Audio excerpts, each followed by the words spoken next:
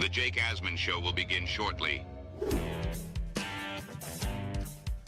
Thanks to all these great Patreon members who help support the show. Get your super chats ready. Jake will be here in just a moment. If you love the New York Jets, this is the place to be.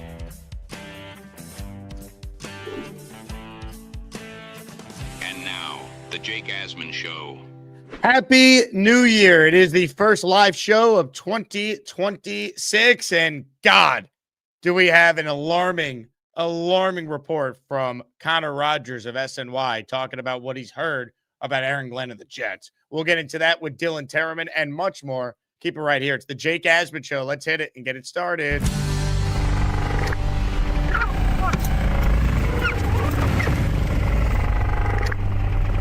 A new chapter for the Jets has started. Aaron Glenn and Darren Muji are tasked with shaping the future of this franchise. Will they be the ones to finally get it right?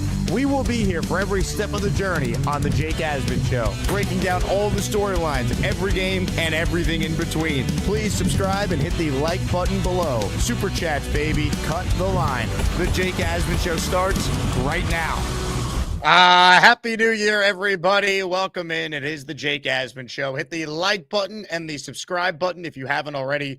We talk Jets each and every day on the channel. We will be live following Jets Bills on Sunday for our final post-game stream of the season. Lot to talk about. I want to thank the audience for continuing to support the show. We're presented by FanDuel Sportsbook. We got a lot to get into today. We have a huge day in college football, a bunch of Jet angles with those games. So we'll talk about that, but a lot to get into. And we say hello for the first time in the new year to our guy, DT, Dylan Tereman. Dylan, how we feeling? Hope you had a great New Year's Eve.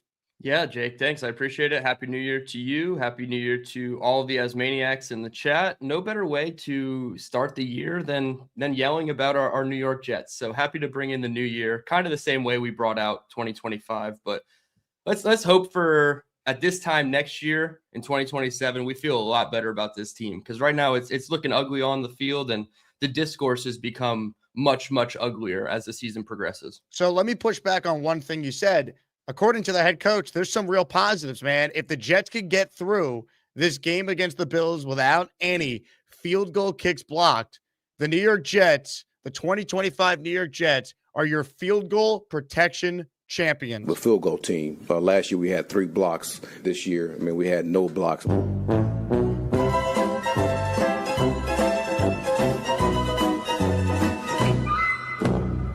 What do you make of that? Take that for data. Oh, man. I feel like when he answers these questions, he has to put the caveat of like, nothing is good right now, but here are the straws I'm going to cling to. One being field goal protection team, because golly, you got to read the room when you have 3 wins and 13 losses on the season, and you're looking at your 14th loss to say, I need to first make sure everybody knows I'm aware how bad it is, and then I can go in to try to say, okay, this is where it is been improving. Because yes, the field goal team is bad. Special teams as a whole is a good improvement, right? You would like to see that. Even the running game going from 31st to top 10 and staying top 10 all year, despite all the bad quarterback play.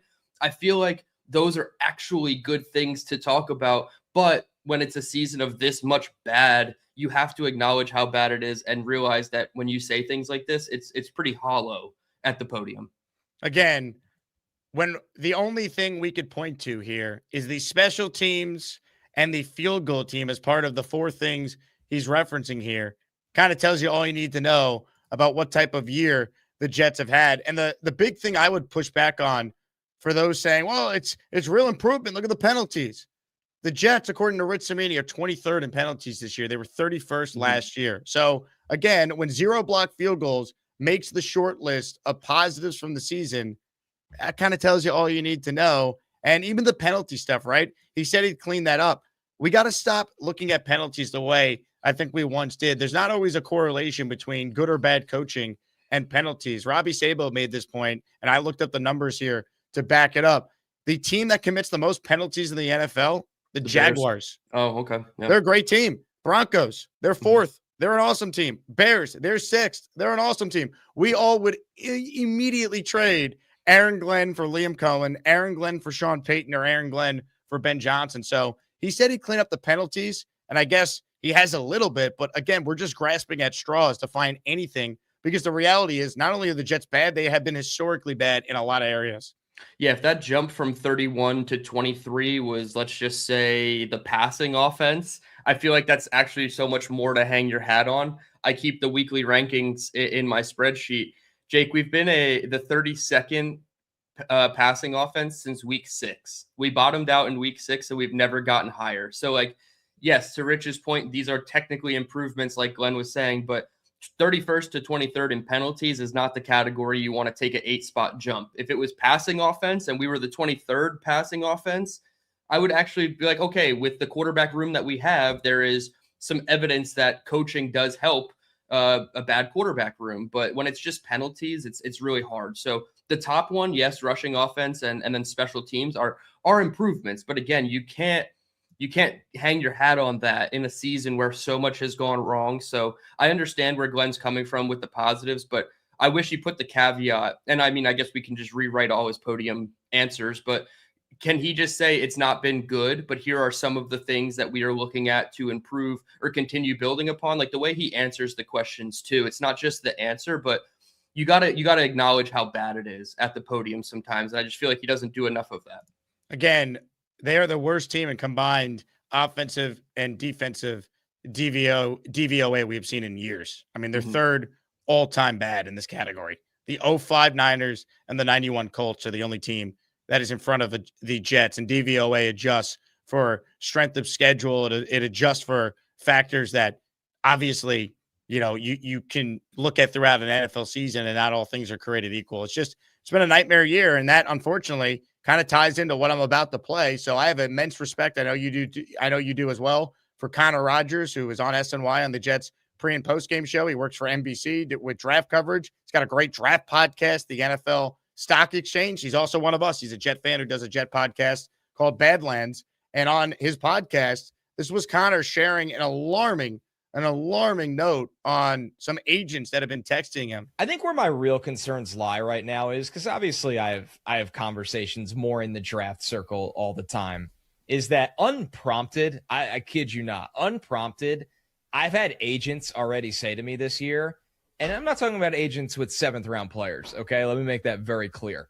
Agents say to me, they want nothing to do with their prospects going to the Jets. And that's tough when you hear that. And let's be real, more often than not in the draft, that's the reason the NFL draft exists, those are largely out of your control, but it doesn't make you feel good when they feel that way, right? Yeah. Like you're looking at it and they're like, man, like that's the last place I want my guy to go to. So it goes back to exactly what you just said, that Glenn has a lot of work to do to sell this as a viable place to play.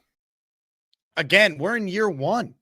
And it looks so bad to people on the outside that agents of some of the top draft prospects don't want their guys to go to the Jets. Now, Connor made a great point. They can't control that, right? That's why there's the draft. So it's not like the Jets won't be able to draft good players. But again, that just shows you the negative impact that this year has already had, and why the perception, if they do retain this head coach, going into year 2, he's already on the hot seat. And that doesn't just apply for draft prospects. If you're a top defensive coordinator, right? Your coach, your agent is going to say, do you really want to go to the Jets? Like, if you don't win right away, like the coach could get fired and then the new staff comes in and you're out of a gig. Like it really puts an enormous amount of pressure on Glenn to not just be better next year, but be so much better, to a point where I just don't see it. I don't think it's possible. And like Connor's insight there, those details he shared, I heard that. I just started shaking my head, man. Like we're a year in, and that's already what the perception of the Jet organization with this new regime is. That's terrible. Well, I guess the only pushback I would have is that I don't think it's a 1-year sample size that gives these agents that backing to say things like this to Connor. This is a long stemming issue. Where I do put the blame on Glenn was he came in with all this, peacocking and saying that he was going to, get the stench out basically. And he just hasn't done it. If anything, he's probably added more stench to it so far. So he did have the chance to correct the path or change the narrative in that regard. So I do think that this agent issue is longer stemming than just this specific season. So to say it's all Aaron Glenn's fault, I don't think that's accurate, but I do think last year with Saleh getting fired midway through the year, Douglas getting fired after week 12, all the things that happened between Woody and Aaron Rodgers specifically, like all those inner workings that came out in those athletic articles are way more reason to not want your agent or your player to come here if you're an agent. However, I do put the blame on Glenn to not have turned it around, or at least give us a glimpse that 2026, this is going to be an attractive destination for free agent targets and quarterbacks that might have other offers somewhere. Like say Kyler Murray has an offer to go to the Dolphins or to go to the Jets. Same dollar amount, same everything, and I get the taxes or whatever. Just looking at the situation, I would rather take a potential lame duck in Mike McDaniel than a potential lame duck in Aaron Glenn. So there's just too many things that stink about this organization. And I guess I can't blame Glenn for not fixing it all, but I have to blame Glenn for adding more stench to it. So I hate hearing this stuff from Connor. This is the type of stuff that I immediately get on and say, I don't think the coach is going to work out for those reasons. That's about the same as like the locker room fracturing, right? Like internal locker room problems, that falls on the head coach. People not wanting to come to the team, that falls on everybody, including the head coach. So I don't want to say this is all Glenn's fault, but he had the chance to change the narrative, and so far it has not been changed, and it's only been worsened to the point where who is going to come to the Jets realistically? I hate having that mentality of oh, it's the Jets, who's going to want to come here, but you really have to ask these types of questions when you don't see any tangible evidence of improvement. Right. I mean, you're going to have to grossly overpay to get free agents to want to play for you. And we've seen this in the past. It doesn't work. And again, it's not obviously all on Glenn, but when Connor says that agents have unsolicited or reached out to him, like that's where it's concerning, right? Like Connor made it clear that like the Jets have been bad for a while. So the fact that this is happening now, that's a direct result of like the outside perception of, hey, here's this guy, Aaron Glenn, who's going to come in, clean a lot of it up. The arrow will be pointed up. It's an organization you want to play for. Like as bad as the Jets ended up being with Saleh and Douglas, they were able to get guys. Like there was a lot of optimism when they hired Saleh, and Joe Douglas was highly respected around the league when he took over. They were able to get free agents. It wasn't like they always had to overpay. That wasn't the case. Guys wanted to come to the Jets. They just picked the wrong players. I feel like we're in as helpless of a spot as the Jets maybe have ever been if they retain this coach for another year. Yeah, well, I went back and I did a little bit of digging what the like perception was going into last season, right? And I actually was a video of yours pulled up where an agent in an athletic article said the Jets were in complete disarray entering the 2024 season, but they also said Aaron Rodgers was a bad teammate. And I agreed with your take that it was a pushback on Aaron Rodgers' part. The team was in complete disarray. Looking at it 365 days later, like the team was in a bad spot, and it was kind of masked by a lot of things, like hope included that Rodgers being healthy was going to fix things. But the team was in complete disarray, and it showed. And that agent ended up being right on the team side of it, not the Rodgers side of it, of course, but the team side of it. So it's like this team has been in complete disarray since they should have fired Saleh entering 2024. So I feel like it's 2 years now, and it's what's the word? It's like exponentially growing the stench every year that you're bad. And this was supposed to be the year where we got out of hell and we're 6-11 or 7-10. And there's tangible evidence that like, okay, 2026, if you get more of Aaron Glenn's guys in here, it could actually turn around. And it's hard to sit here confidently and say any of that is possible in 2026, given the path that we've gone down. Again, it's tough to sit here and have a whole lot of confidence in it getting better. You just look at this year, the fact that all the major decisions have not just gone poorly, they have backfired. The fact that the coach is pointing to the field goal team as one of the highlights of the year. Special teams as a whole, great. That's awesome. You know what Mike Vrabel did when he took over for Gerard Mayo? He retained the Patriots special teams coordinator. You know what the last couple of Jet coaches have done? They retained their current special teams coordinator. The idea that if you moved on from Aaron Glenn, you'd lose Banjo. No, Banjo's here with whoever the next head coach is. Mike Westhoff was the special teams coordinator for Herm Edwards, for Eric Mangini, for Rex Ryan. Brant Boyer was the special teams coordinator for Todd Bowles, Adam Gase, for Robert Saleh. You do not need to just kind of like turn yourself into a pretzel trying to find like real reasons to justify moving forward with this coach. It really just comes down to, what does Woody Johnson want to do? Is he willing to admit that level of mistake. Because again, there's so many damning things I could point to with Aaron Glenn in particular. He would be a huge outlier if he turned it around after starting 0-6. I've shown this graphic before. Also, the graphic of coaches that have been one and done since 2018. Glenn's been the worst out of any of them based on SRS. So again, you look at what we're seeing here, Jet fans. It does not get better when you're already having the conversation about one and done in a coach. Like, you look at the names here, all the guys that came after these coaches, they all took their respective teams to the playoffs during their tenure. Like, go back and think about it. Freddie Kitchens, he gets fired. Kevin Stefanski, Nate Hackett, Sean Payton. Now, Antonio Pierce, look, the Raiders just stink, and they went from Pierce to Carroll. So that is the one outlier here. But after Culley and Lovie Smith back-to-back, that led them to D'Amico Ryans. Frank Reich led them to Dave Canales, who, if he wins tomorrow night or Saturday night, he's going to the playoffs. Urban Meyer led to Doug Peterson. He went to the playoffs his first year. Steve Wilkes led to Cliff Kingsbury. They made the playoffs in one of those years. So people act like if you want to done a coach, you set the franchise back. In most of these examples here, besides Antonio Pierce, that's not the case at all. Yeah, the evidence is the evidence, obviously. And I read the full article that they put out on JetX. I know when you keep the extra like columns, Glenn kind of ends up in the middle. But the fact that you're in this company, and then the last graphic you showed, you're betting on the outlier of all outliers, because most of those names on the last graphic that did turn it around are offensive minded, that X's and O strategist type that we keep kind of pounding the table for. And then you have Jimmy Johnson, who was a coach before you and I were born. Like, you can't go all the way back there. So you're betting on Glenn being an outlier of all outliers. That being said, I can't remember what my thoughts were coming out of 2021 with Rob Saleh, because I felt like that year was pretty shitty for Saleh too. Other than having Zach Wilson already in-house, like, what was the reason to give him year two? I don't know. To me, I think it's a... The team was way worse, is why, right? Sure, they were coming off a 2-win Gase year, and they had a GM on a 6-year contract they brought in.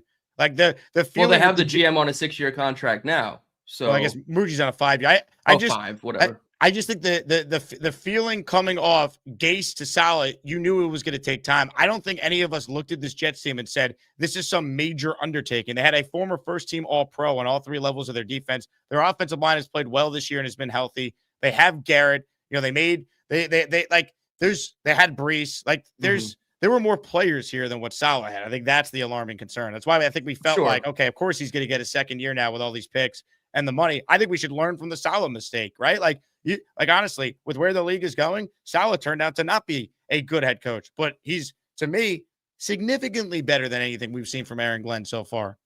Yeah, but again, like, what was it in year one that we hung our hat on? Like, he was getting blown out 55-14 coming out of a bye week. Like, I think they almost beat the Bucs, the defending Super Bowl champ. We almost beat the Bucs this year. We almost beat the Bucs this year. Well, I mean, they were the defending champs the year that the Jets played them. We almost beat the 1 seed this year in the Denver Broncos. Yeah. No, I'm not. This is no defense of Glenn. I'm just trying to remember back. It's been 4 years now, but I can't remember like what we hung our hat on with Saleh, and then it got turned around. I'm not saying that that's the exact path that Aaron Glenn is on, right? We're hoping that he is, but I've kind of said this, that you're operating with a level of blind faith that Jets fans don't want anymore. And I said this with Connor Long yesterday on his podcast. If you had a mason jar and you filled it with golf balls that were the tangible evidence of Aaron Glenn's first year, right? We'll talk about the run game and the special teams, not the field goal blocking. You would have 2 golf balls, and then you put the sand in around the golf balls, and that is the blind hope. All you have is blind hope masking up 2 little golf balls in that jar. Now, can Aaron Glenn add golf balls to that jar? We don't know, because it's going to take 9 months for us to see another game after this Sunday, but there are things in the offseason that can show us, okay, go get a quarterback coach, go change out Charles London for make him the running backs coach, or go get Bilal Powell as a running back coach, who said that he wants the job on Twitter just yesterday. So, like, you got to add the golf balls to the jar to then take out the sand of that blind hope, because then the sand left over is optimism, and you can actually bank on optimism and not blind hope. We're operating with too much blind faith right now with Aaron Glenn, and that's, to me, enough of a reason to say, hey, if there is an avenue where you can make a change, and somebody like a a Clint Kubiak, right? We'll just use him. If he wants this job, then yeah, you have to entertain these things because it's too much blind hope in a year where we were told we would have optimism and we would be proud of this team. And I don't want to say, oh, we got to be proud of this team in 2028. No, we were supposed to be proud of it now at this point. Again, they've shown no improvement. They took a team that won 5 games a year ago and made it way worse. And don't tell me, oh, the trades. It's not just the trades, man. They were awful before the trades. There were an alarming amount of signs that this head coach who came in, as you used a great word, peacocking, now is completely in over his head. And this is not just coming from us as Jet fans who notice it. A guy I used to work with down in Houston, Sean Salisbury. He was on ESPN for many years. He was a morning talk show host in Houston. He has a podcast now. They played the clip of Glenn highlighting the Jacksonville Jaguars drive in the third quarter of an identity of their brand as like, that was Glenn's thing he brought up. And I mean, just a laughable comment from the head coach. But this was Sean Salisbury's take talking about Aaron Glenn. It pains me because I like Aaron Glenn as a human. I think he was a hell of a player and he's done some good things as an assistant coach. But the more you talk and the explanation he gave is all you need to know about. He can't keep being a head coach, assistant. He's just, well, Sean, their team sucks. But have we thought that maybe their team sucks more now than they did in the past because the coaching staff doesn't have a direction or what they're doing? I do. I like Aaron, but we got to call it like we see it. He's in over his head as a head coach right now. He just is. Coaches have been fired for far less results-wise than this. When you look at these numbers, this is unprecedented shit. A college team that plays against a pro team, hear what I'm telling you. They're not going to beat a pro team. I'm just telling you right now, Ohio State's numbers are better than this against the NFL in 16 games. They're going to get a pick. They're going to have a 400-yard receiver. That's what I'm saying. So, and it's not even the results that suck. How you got to those results. Listen to the press conference and the over-explaining. And here's where you got to draw the line. Jets fans, I love you. But the Jets trying to explain what their brand of football is holds no water. You ain't a brand and you ain't got a brand of football. The brand of football you play is called suck. I can get this results from 11 cats that played in the frat league. Somebody's getting an interception. So is it bad production, bad teaching, or coaching? The bottom line is if the Jets have any smarts at all, and Aaron's a solid assistant coach. We've seen it many times. Some guys just aren't made for it. I think we've proven that Aaron Glenn, a good assistant, over his head. If the Jets let this fester, he will be getting fired somewhere in mid-season next year because they're not good and coaching ain't helping right now. I promise you, as I'm sitting here, USC gets an interception and they're not. Ohio State, Indiana has better offensive stats than the Jets do if they're playing an NFL schedule every week. They're not going to win, but the stats are going to be better than the Jets on both sides of the ball. Again, it is a joke what we are watching, folks. It is an indictment on the organization if they move forward with this coach. He doesn't have a clue. Let's be honest. They don't have an interception. You know how insane that is for a defensive-minded head coach, a DB who was a really good player, who had 40 interceptions with the Jets alone, for them to not have one pick all year? Again, people are noticing this all around the league. That press conference when he's highlighting the Jacksonville drive when they were down 31-10 at halftime, and in that drive they scored the touchdown on DT, the score at the time was 40-13. Again, when that is your brand, when this is what you're referencing as your brand, when you're going out there and highlighting how you haven't had a field goal blocked all year as a positive, what are we talking about here? Anyone still defending this as normal? Anyone still trying to say, oh, if you're fired him, who would you bring in? Who cares? You're not winning with them. Don't let this guy draft the quarterback and spend the assets. Have a search and find the next up-and-coming bright offensive mind, or see if you can convince an experienced coach like a Mike McCarthy to take this job. If you can't, you can't, but at least try. Don't just stick with Aaron Glenn because, we don't want to get rid of him after 1 year because he was a great Jet 30 years ago. They're not winning. Like so much of the Jets production this year is in garbage time, and Glenn talks about it like it matters. Like a joke, man. Like this was the most laughable answer to a question I've ever heard from an NFL head coach. Talk about your brand and stuff like that. How often have you seen it, and how do you, I don't know, how do you get it to team more consistently? Yeah, well, there was we were playing Jacksonville, and I showed the team this. And if you guys go and watch the way that we ran the ball against Jacksonville, I thought it was very, very impressive on us controlling the line of scrimmage, us running the ball, being physical, being violent. It was actually after the third quarter. It was 12 seconds. We ran the ball. Our guys got into a shoving match. The quarter ends. Then we go down. We have a hell of a run on a physical play, and then we score a touchdown. And then we had other runs after that, and we had the passes that Brady was actually starting to get into a rhythm against Jacksonville.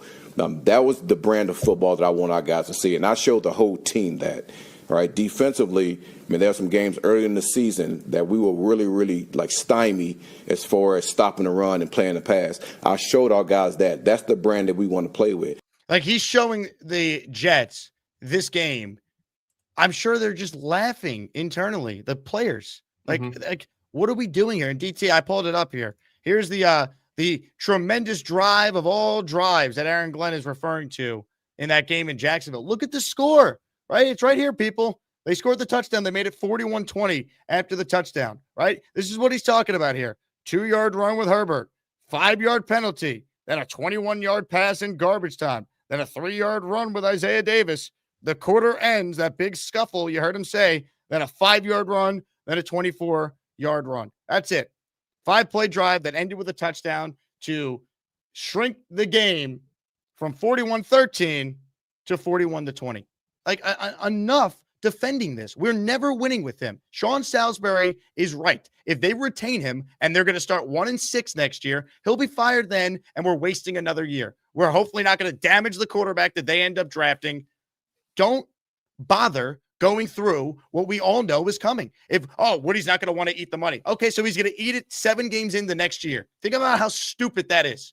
Do it now like a real organization would. If they don't, they will win nothing. And our best case scenario is that, much like the Bears and even to a lesser extent the Jaguars and what the Titans are going to try and do now this offseason, you let the coach pick the quarterback. You got to hope the quarterback is mentally tough enough to overcome the dysfunction when he gets a real coach the following year, if you get that real coach. And we're not doing the Sam Darnold thing all over again with Gase. Yeah, I don't think we're ruining a quarterback if we do that like 6 games in with it. I'm not saying we should do it, but I'm just saying I don't think there's evidence to say Jackson Dart and Cam Ward are not ruined. Drake May, Caleb Williams, Trevor Lawrence, none of those guys are ruined, and they're on their second, if not third, head coach in this league. It's just finding that marriage of head coach and quarterback, and I think head coach is more important. So to all those points, yes. Now, when AG talked about their brand of football, why are you bringing up that game? The immediate, like, I paused the presser because I like to think, like, where would I insert AG's brand before he answered the question? I went right to the Patriots game the first time. They ran a 14-play, 72-yard drive. 3 times they passed the ball in 14 plays, and they scored a touchdown.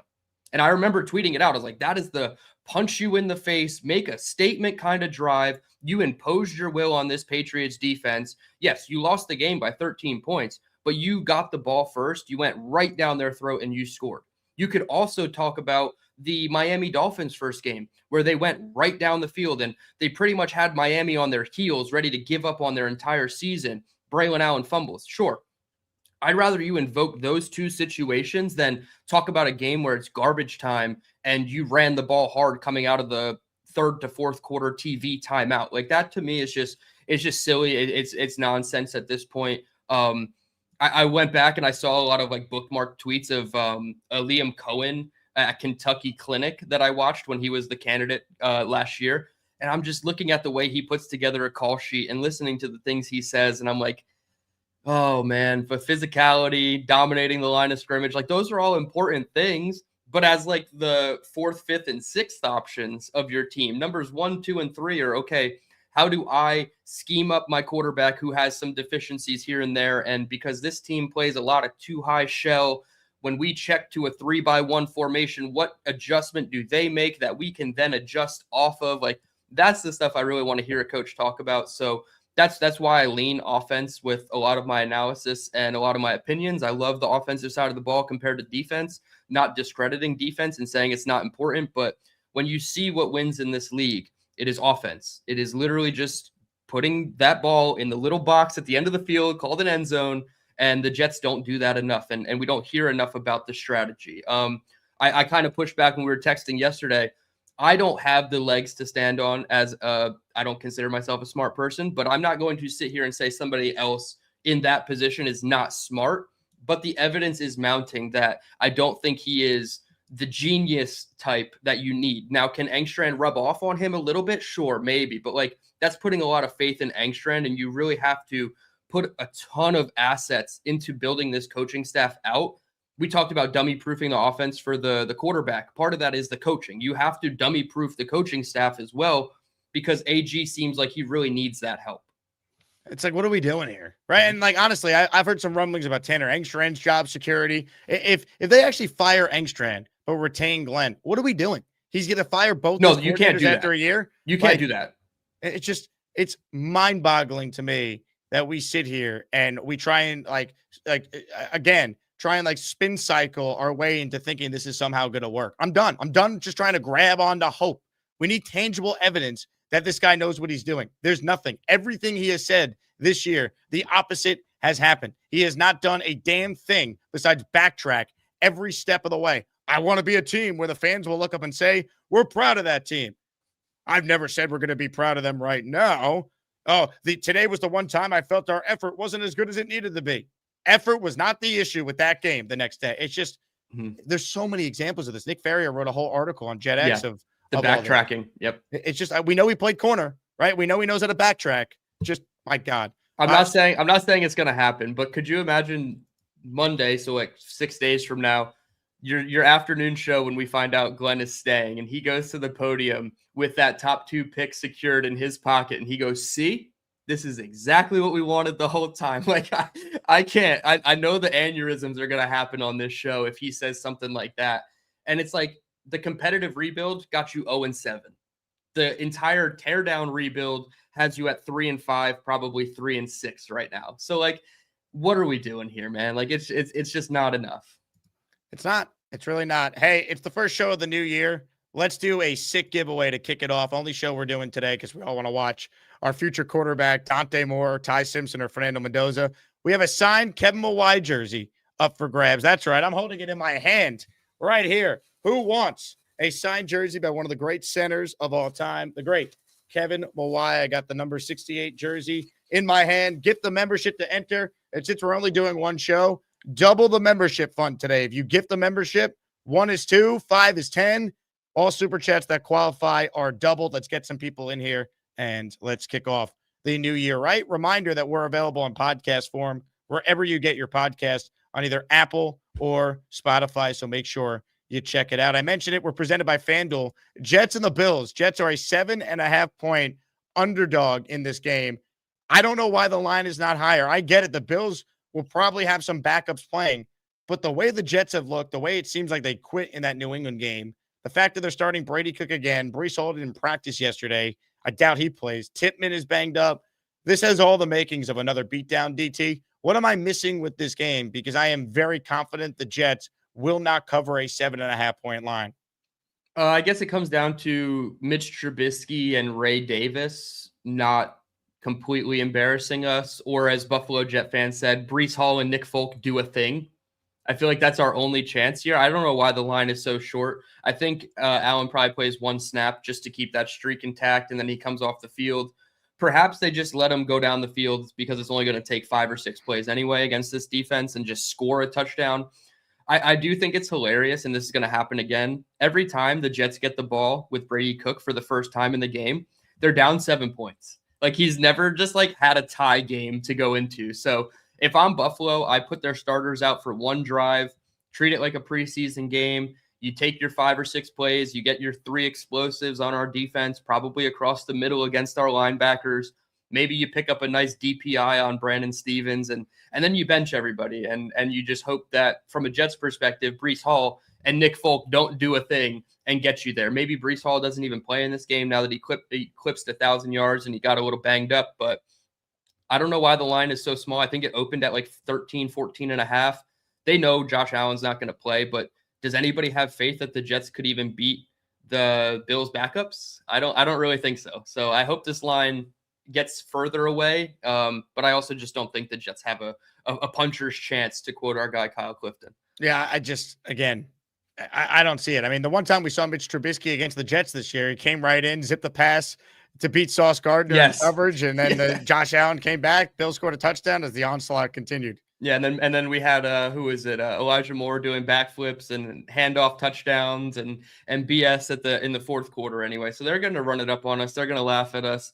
Maybe the last game at that stadium, they got all their former alumni back for it. Like the Bills backups are going to be motivated. They're not just going to be like, we're going to the playoffs. Like the Jets are in Cancun right now. That's where their minds are. Yeah, Deion Dawkins is just going to be rage baiting Michael Clemens the entire game, even if he's on the sidelines. So it's going to get ugly. And I get it. Like from a lot of people's perspective, I've heard this on Twitter. Maybe you actually want the Jets to just get completely embarrassed and dragged out, because then Woody Johnson comes to his senses, smells that instant coffee that's sitting there in the pot burning, and maybe he does make a change, right? So, like, I'm not going to operate with that mindset. I still do think that Glenn is back, for right or wrong. I'm not saying I would bring him back. It's just that's where we're at, and maybe an embarrassing loss will change that to a Mitch Trubisky-led offense. The pain never ends. Hey, shout out to everyone on Patreon. We're going to update the list of names this week. We update it once a month. When you become a Patreon member for just $6 a month, you get bonus shows, access to the private Discord. You find out about exclusive events. We got a Knicks outing that I'm in the process of planning, so stay tuned for information about that. Discounts year-round in the merch store, and a whole lot more. Shout out to Ted Regario, Zach, Christopher Salza, and Steven Stewart for being our 4 most recent Patreon subscribers. Appreciate everyone for their daily support there. We'll get to some super chats and, of course, your calls as well. Raffle prize is a signed Kevin Mawai Hall of Fame inscription jersey. Jetstream is donating these memberships to the Chuck Wagon. Great final show of 2025 yesterday. Jetstream, very kind of you. Everything is double, so we will get you in for the appropriate raffle entries. Bino says cherry picking improvements. That does not matter, but guys like Samiti say, but say it all. They can't defend this poop head coach. It's mind-boggling that they tried to. Again, they got to work with Glenn every day. Are the Beat defending him, though, or are they just saying that they anticipate him being back? That's more what they're saying. Like, Rich has gone out of his way to say you can't get rid of a coach after just a year. There's just so much issues with the Jets. You can't expect them to turn it around. But I think that's an outdated approach when you know. And again, no one's expecting Aaron Glenn to turn it around in year one. The bar was very low. Their win total was 6.5. The bar should be higher than to go out there and get destroyed by an average of 38-11 in December. Like, again, they just set an NFL record for the worst point differential in the month of December. You want to see improvement? Look at the Saints. Look at Kellen Moore. That's improvement. The Titans. That's improvement with an interim coach. The Jets are going in the opposite direction. And you can't use the excuse, they made the Sauce and Quinnen trades, because it was historically bad with those guys anyway. Yeah, I would rather use or hear people talk about the quarterback position more so than we traded away good players, because we talked about that in week 4 or 5. You don't trade away your best players and then use that as an excuse halfway through the year. If you want to say, look, the Saints turned it around because they have a really good coach paired with a halfway decent quarterback, right? He's in the running for Rookie of the Year, in my opinion, in Tyler Shuck. That's fine. But I don't want to use we traded away Sauce and Quinnen, because we talked about this 2-3 months ago, right? We've said all these things. Like, you can't build in this defense for Aaron Glenn because he decided to trade away players when the season was already lost, right? It's not like he traded Sauce before he gave him the contract, right? So it's tough. You really can't sit here and defend it. I don't want to say I just lean into him getting a second year and I'm just accepting of it. I wouldn't be surprised if they don't fire him, right? I don't know if I have the endurance and stamina to sit here until September and say they should have fired him, they should have moved on. But unfortunately, all we have after this week is 9 months of arguing if this is the right guy or not. So we don't have another game to see the evidence. Now, we can see in free agency, right? If he doesn't bring in players that are actually moving the needle, right? Like, we want Leo Chenal. Okay, get ready to speak Alec Anzalone. Like, we might not get the guys that we want, and that's going to be the tell, right? That's going to be the first sign that 2026 is going to be more of 2025. Whereas if he is able to turn it around and say, hey, this is the system, this is what we're believing in, and we got guys buying in and external free agents are coming in, then yeah, you can start to see it changing.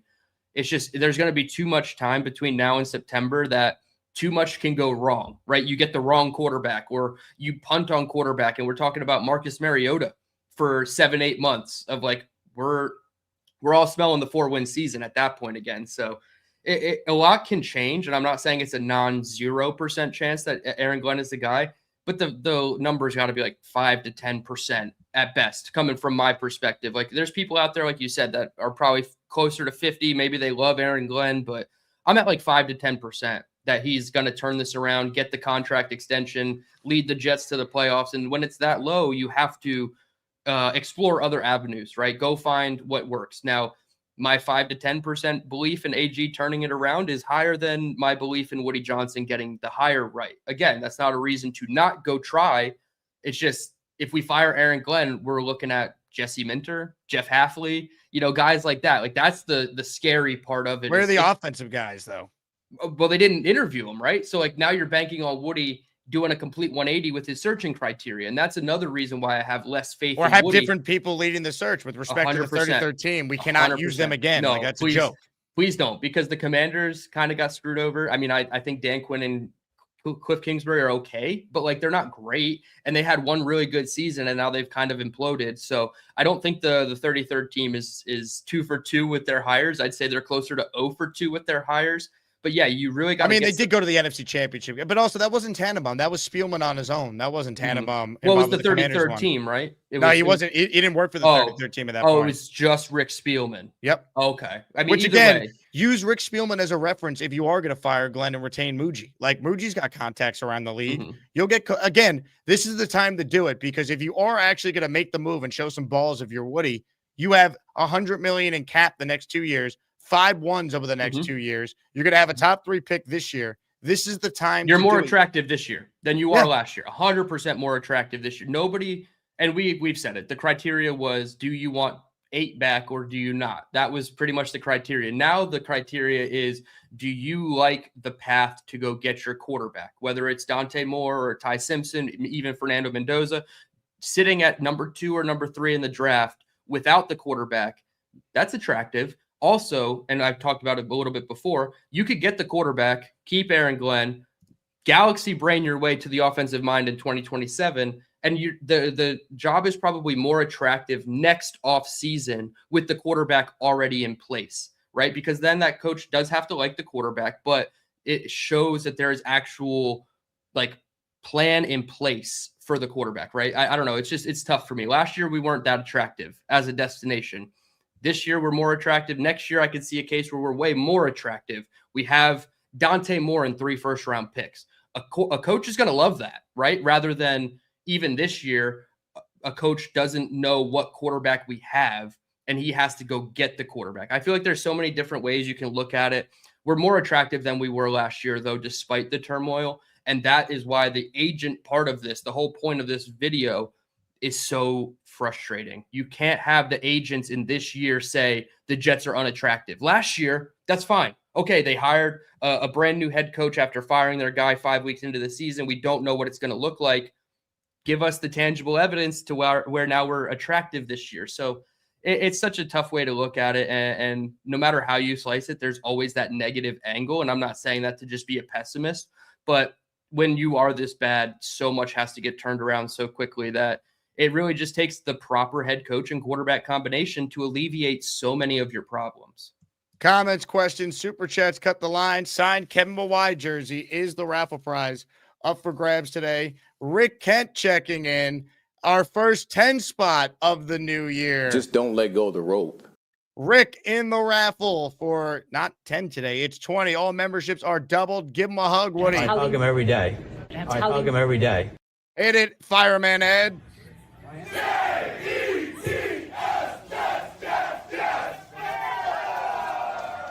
If you hear your name called, Rick Kent made you a channel member. Pretty Boy FY, Jster, Travis Priam, CJYNWA, Kale 2ENN, Jay Wiley, James Roos, Alex Y, Sushi Dave 123, and Brandon Batts, all receiving a channel membership, more gifted membership. Stacks checking in. He's in for not one, but it's double. He is in for two. He's ready to try and win. We're here to win now, and we're looking forward to it. So any questions? When does the winning start, Glenn? We'll stack. The winning might start for you if your name comes up on the raffle wheel. Also, before we get back to the super chat, shout out to Christopher Salazar, who entered the raffle for the signed Mawai jersey. He's in for two by gifting a membership that went to listener Jeffrey 538. All right, more super chats here that we'll get into.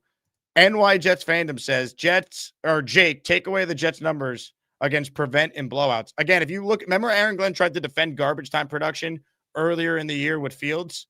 That was laughable then. He is so in over his head and just tries to grasp at things that don't matter and are clearly BS. If you can't have the BS detector at like 10 after listening to this guy speak for a full year, after he peacocked, to use your term again, all offseason and took shot after shot at Salah and the staff from last year, like, what are we doing here? NY Jets fandom, you're right. If you took away the Jets' production and blowouts, it would be even worse.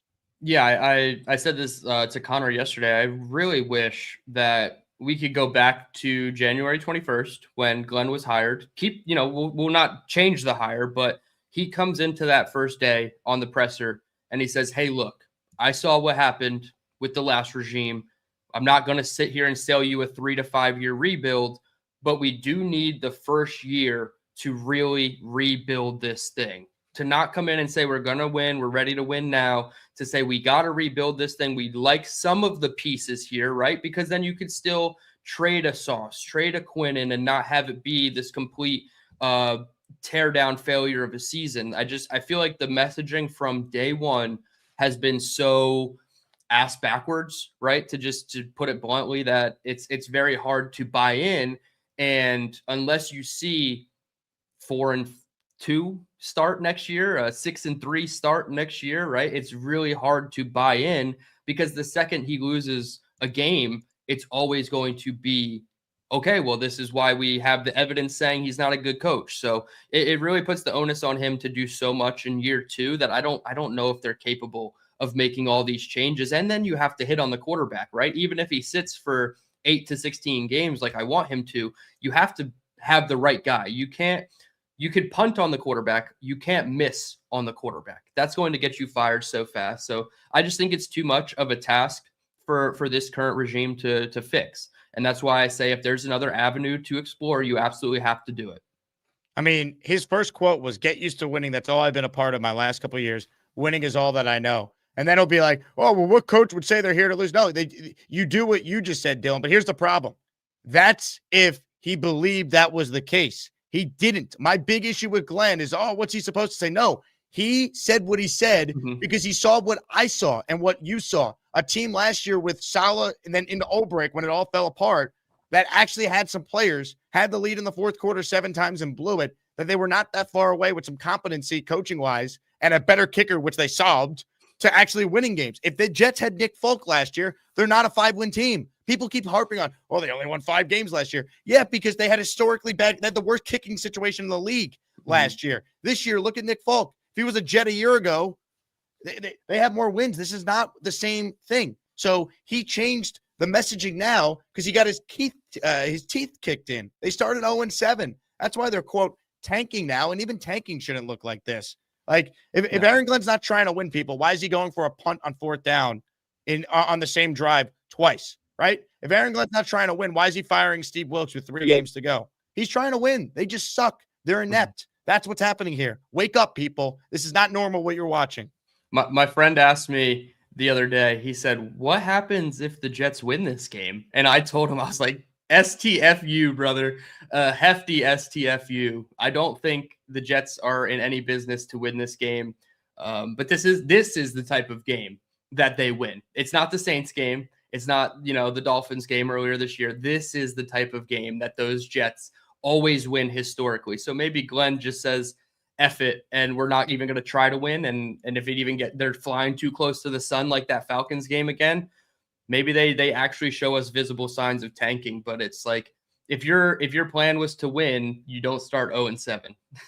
September 2nd, I want to be a team where the fans will look up and say, we're proud of that team.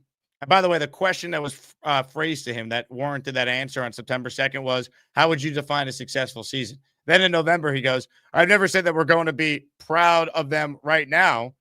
At some point, I want this to be a team that the fans are proud of. Great. Well, that point will not happen with you as a coach. And here's my big thing too, right? Again, I'm not trying to romanticize Robert Saleh. He had his issues. But Robert Saleh in year 2, the Jets were 6-3, and then they were 7-4. Are they ever going to get 3 games above 500 with Glenn if they retain him? Are we ever going to see a 6-3 start again?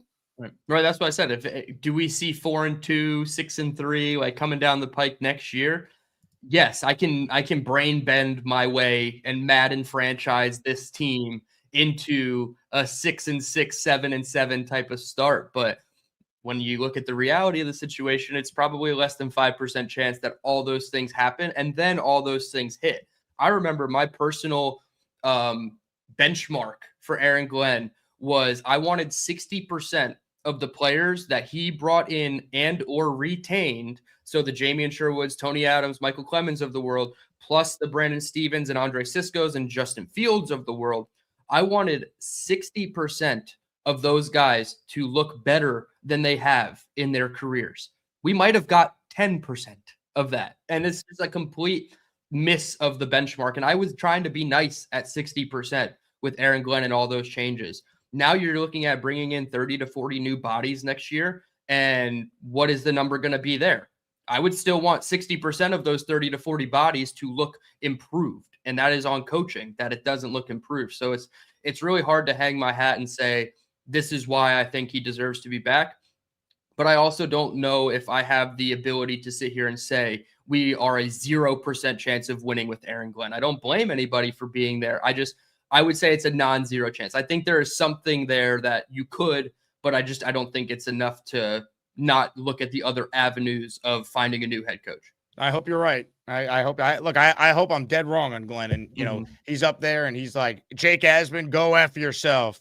I hope we get to that point. But if he calls you out by name, that would probably be the greatest thing ever. Even if he's saying go F yourself. I would love it. Again, I want to be wrong. I'm a Jet fan. Like that's the bottom line. Like it's just, I'm just not going to sit here and just like grab on to hope. We've done this too many times. I know what it like. And again, I think I have a very unique perspective on this, Dylan, because I did daily radio for 4 hours a day during the David Culley and Lovie Smith era in Houston. All right. David Culley at Davis Mills is his quarterback. I know people will say, well, Glenn's got Brady. It's like, trust me, this is a one and done coach, just as bad as Urban Meyer, Frank Reich. Well, Frank Reich, I mean, there was like 5 games, but so forget him. But like Lovie Smith, Culley, Hackett, Freddie Kitchens, obviously Urban Meyer. Like this is where we're at, people. I could give you firsthand experience listening to David Culley every day. And like, again, he reminds me so much of Glenn. That's why I'm so hard on this, because I know it doesn't work. This does not end well. Trust me. Yeah. This does not end well. That's my feel. And a guy like Glenn with Dante Moore. Okay, whatever your confidence level is, it could be 0, it could be 3. Now you add in a guy like Clint Kubiak, the current OC of the Seahawks, who was this OC of the Saints in 2024 with Derek Carr, who many people were telling me Derek Carr was a MVP level candidate in September of 2024. If you had Clint Kubiak and Dante Moore, your confidence level is a lot higher than 1 to 3 that it is with Aaron Glenn. So there's certainly a world where the Jets can turn this around, and that's what it all comes down to. You have to hit on quarterback. You have to hit on your head coach. If I asked you, Jake, to power rank those 3 positions, head coach, quarterback, and general manager, where are you putting them? I think quarterback. GM is 3. We know GM is 3. Yeah, GM's 3. Honestly, I think head coach has kind of moved into 1, given what the NFL now is. Like, I think the days of like the great quarterback can mask everything. I think the league is different now. We're seeing that. I think it's coach 1, quarterback 2, GM 3. 100%. And I got a lot of pushback on Twitter saying, "Oh, it's the quarterback. Look at these situations. Look around the league. There are examples that yes, the quarterback is paramount." With Drake May was on teams. was on the Pats last year and they sucked. The Jets were better than them. Yes. Trevor Lawrence, the Jets were better than the Jaguars last year. Sean Payton, Bo Nix. Yep. Who do you think is the better one? It's obviously Sean Payton. Great point. Buffalo, there's teams that have both, right? The Chiefs, they have both. Yep. We need to find head coach. What did Herbert first. win before Harbaugh got there? Exactly. There are so many instances where it's coach first, then quarterback. And this is a topic that Glenn and I talked about on Jet Nation years Aaron ago. Glenn? No. Glenn Glenn Naughton, my guy. And we talked about this, and we said head coach is more important than quarterback. And this was when we did the Saleh and Rodgers thing, where they took quarterback as the number one and they let everything else be tertiary to that. I think it's head coach number one, quarterback number two, because you can take a dog shit quarterback and make him decent, right? Quinn Ewers just beat the Tampa Bay Buccaneers. Hey, 1 second. This guy Taylor's an utter moron, and all he does is truth for Aaron Glenn. So let's put him in a blender right now. Herbert looked good before Harbaugh. What did they win? Did he have winning seasons? Did he go to the playoffs? They had one playoff appearance with Brandon Staley and blew a huge lead because of coaching that night. That's the point. It's both. We don't have either right now. That's what we're telling you. The Jets have to compete with Josh Allen and Sean McDermott every year. They have to compete now with Mike Vrabel and Drake May every year. They can never even beat the Dolphins, who aren't that good. They've never beaten Tua. He probably won't be there. So they still have to deal with Mike McDaniel if he survives. They've proven nothing this year. They've been outscored by -95 in the AFC East games they played this season. It's a joke. Yeah, and you're looking at just the division, right? You're 0-5 in the division, probably about to be 0-6 by multiple scores in each loss. Look at the quarterback coach combination of all these teams. Drake May, Mike Vrabel, Josh McDaniels. That is an elite trio. You have Buffalo with McDermott, Brady, and Allen. That is a elite trio. You have the Dolphins. I think they're going to retain Mike McDaniel. And then you'll have Mike McDaniel. What if they get like a Lamar Jackson, dude? Could you imagine if we're the lowly Jets sitting here with Gardner Minshew going up against Josh Allen, Lamar Jackson, and Drake May 6 times a year? Like, you have to be competitive in your own division. You have to understand what wins in your division. And I think Saleh did an okay job of that, right? They looked at the Bills. They said they're the head of the table. How do we beat Josh Allen and the Bills? And it felt like they put him in a blender every single time they played him. Schematics. Now, we don't get any of that. We don't have the X's and O's part of it. We don't have the schematic advantage. We don't have the talent advantage either. And that's where you really got to hone in on the schematics. If you're at a talent deficiency, we've seen it across the league. The lesser team has won. The Panthers beat the Packers this year. The Browns beat the Packers this year. At that time, those teams were not the more talented team. They got out-coached. Matt LaFleur actually got out-coached. And I think Matt is a very good coach, but he has his deficiencies. So it's just very hard to see a path for the Jets to compete in this division, even not the conference, not the Super Bowl, the division, with the path that they're going on. Ladies and gentlemen, our first 20 spot of the new year, and all memberships are doubled. So 40. That's right. 40. I'm a man. I'm 40. Said that coach who's no longer employed at Oklahoma State, Mike Gundy. Jetstream is in the Asmaniac raffle for 40. Hit the Jet Chat.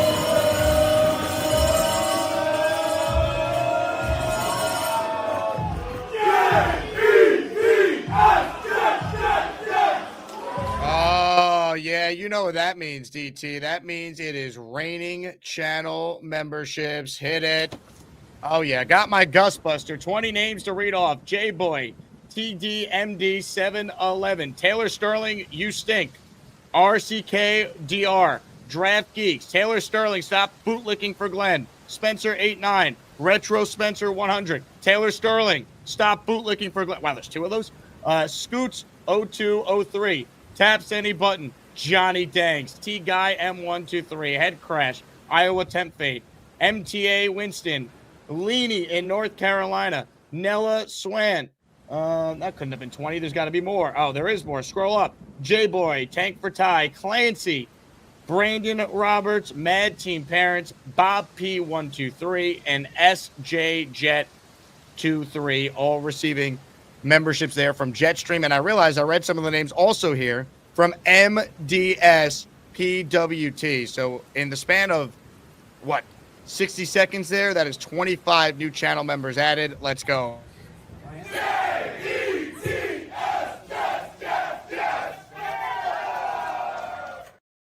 Thank you to all our new channel members. And again, everyone, raffle for this right here. A signed Kevin Mawai jersey up for grabs on the show today. End of the program. So make sure you enter for your chance to win. Let me shout out Christopher Salazar, who gifted 2 memberships, also as a super chat here. Am I twisted for being excited about the offseason draft, free agency? Maybe it's all we ever have to get excited about. Offseason champion, New York Jets. I mean, that's it. I mean, that's the only thing that will provide some optimism. Some good players in free agency, hopefully, and getting the draft right. But as long as this coach remains, there's going to be major questions about him going into the year. I'm sure Titans fans had questions about Brian Callahan, but they were excited about Cam Ward. Like, that's how these things go. You're on mute, DT. Oh, nice. 100%. I did a video earlier on my channel talking about, was it the report from Breer, talking about the infrastructure around the quarterback? Yep. And that is not a personnel thing. That is a coaching type of paragraph from Albert Breer. And I was looking at some potential names to bring in as a quarterback guru or like a guy to help Engstrand along. Bill Musgrave, the quarterback coach in Cleveland right now. Obviously, we don't know what's happening with Stefanski and his entire staff. They could all be out of a job on Monday. Bill Musgrave has 21 years of experience on the offensive side of the ball, coaching, 19 as a quarterbacks coach or offensive coordinator, okay? He's overseen 3 quarterbacks become a Pro Bowler, including my least favorite quarterback in the entire world, Derek Carr. So, like, I feel like a guy like Bill Musgrave, you bring him in, him and Tanner, in the ear of whoever the quarterback is, right? Dante Moore, we'll just keep using him as the example. There is a path to turn this all around where AG is not the focal point of the quarterback's success. It's Engstrand and the staff around him. It's just putting a lot of emphasis on getting the hires right, getting the signings right, getting the draft picks right. And it's just very hard to see the full picture of success. Can I imagine it? Sure, I can. But like, it's just very hard.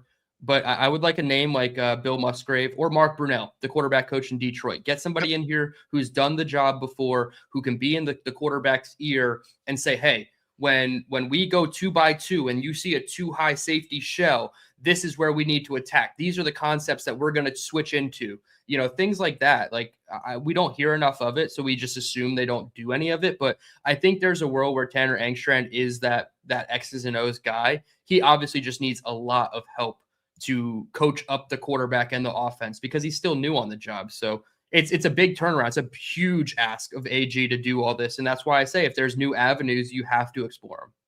Paul checking in. Shout out to Paul. He's got a new YouTube channel, Talking Jets, so he does a good job. Shout out hitting 300 subscribers, by the way, Paul. Yeah, Paul Fiore, one of the good ones out there on the cesspool that is Jets Twitter these days. Happy New Year, boys. Jake, you do a great job. DT, aside from your Kyler love, I'm a big fan. Wish you guys nothing but success in the new year. Hoping we find a way to get Mendoza, a real DC, and a strong overall draft. The name to watch is Wink Martindale for the DC job. I keep hearing that from people I talk to. Again, I like Wink. I wonder about the personality with him and Glenn. I also think if Wink has other offers, I just don't know how attractive being the DC for the Jets is when the perception is Glenn's on the hot seat. So it's going to need to be a great sell job by Aaron Glenn to not just free agents, but coaches as well as you're trying to improve the staff. Yeah, the only thing, and this again, it's assuming, but I'm tired of assuming the negatives, right? Let's assume Aaron Glenn. Give us some positives here. Right. Let's assume Aaron Glenn is given the entire of 2026 by Woody Johnson, right? Woody doesn't want to admit the mistake, or Woody actually thinks he's the guy. He goes out, he gets a Wink Martindale type of defensive coordinator, and then he gets the Brunell Musgrave type at quarterbacks coach. Charles London becomes your running backs coach. Nobody really needs to question that demotion. And then you go get the quarterback. I get it. Kyler Murray is the guy that I'm using because, again, I don't want Kyler to be the only name I'm using here. But where do you see 6 wins coming from? It's not a rookie quarterback. It's not Gardner Minshew. It's not Marcus Mariota. Like, I'm trying to help the staff win games now. So I'll use the name Kyler Murray. There's a chance that Malik we have Willis. Even better, Malik Willis. We'll use him. And then you have a buffer where the quarterback isn't the savior. He's not thrown into the fire in week 3 like Jackson Dart was in the Giants. I really don't think Daboll wanted to pull the plug on Russell Wilson, but he had to save his job, and it still didn't save his job. Give yourself the buffer with the quarterback. Put the nucleus around the quarterback. Like, go trade for Brian Thomas Jr. with one of your second-round picks if he's, there's rumblings that he might not be the guy in Jacksonville, right? They traded for Jacoby Myers and paid him $20 million a year. It kind of looks like they're phasing out BTJ a little bit in that offense. So, like, you have to do whatever you can from an offensive perspective. I don't care about the defense. The defense can be 32nd next year, and I would not put that on Glenn as long as the offense shows improvement. You can't be the 32nd best passing offense in a 32-team league. That's just unacceptable. And we better retain our title as field goal protector champions in 2026. I got it right now. I see no reason for that title to go away. I feel like you're going to bring back Hennessy. You like McNamara. You like probably Folk on a 1-year deal, even though he's going to be like 42. It's just tough. The path for it to happen, I can see it, but do they see it too? Do they actually execute it? It's very tough. It's very tough. Print the shirts, baby, as Frankie V says, the 2025 Jets, perfect and field goal protection. That's what it's all about. The field goal team. Last year we had 3 blocks. This year, we had no blocks.